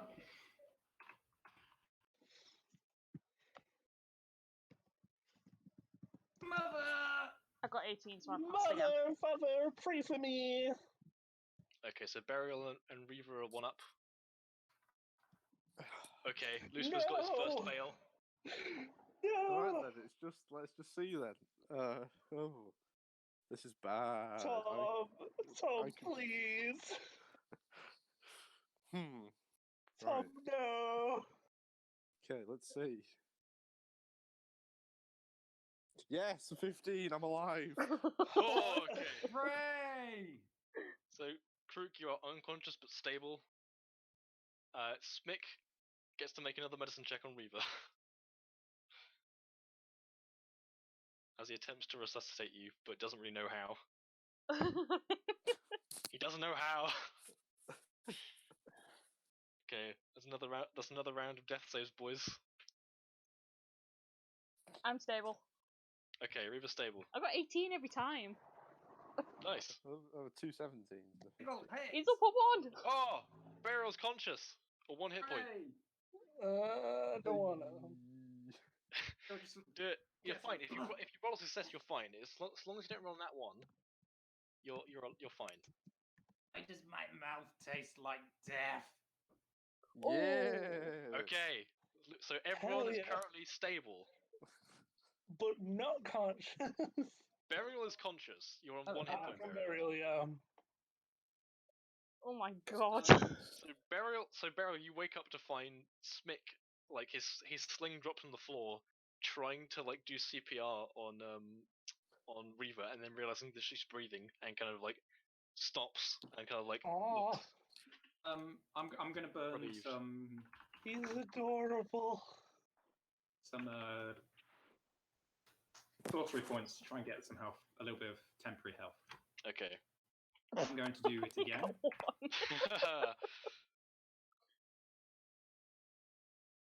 Good enough. Nice. If that's not okay. a place to end. Fucking hell. Yeah. That is the toughest fight you guys have ever fought, by the way.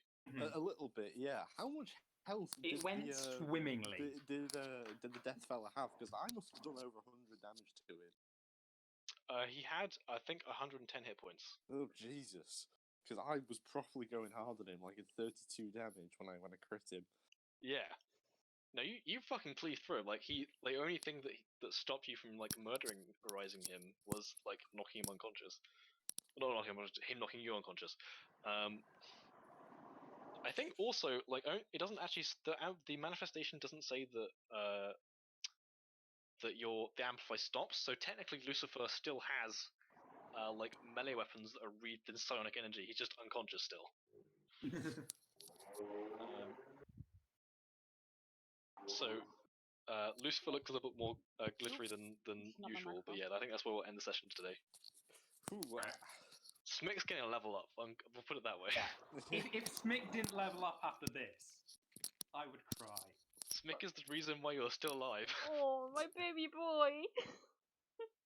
Yeah, I'll talk with Steph after the session about like what path we want to go with that, because there's three or four possible options I think Right. that we could do to buff him up. Oh. Right then. But yeah, that's the session today, guys. That was D&D. Right. Fucking Bye. mental. that was a good session today. That was good. Bye.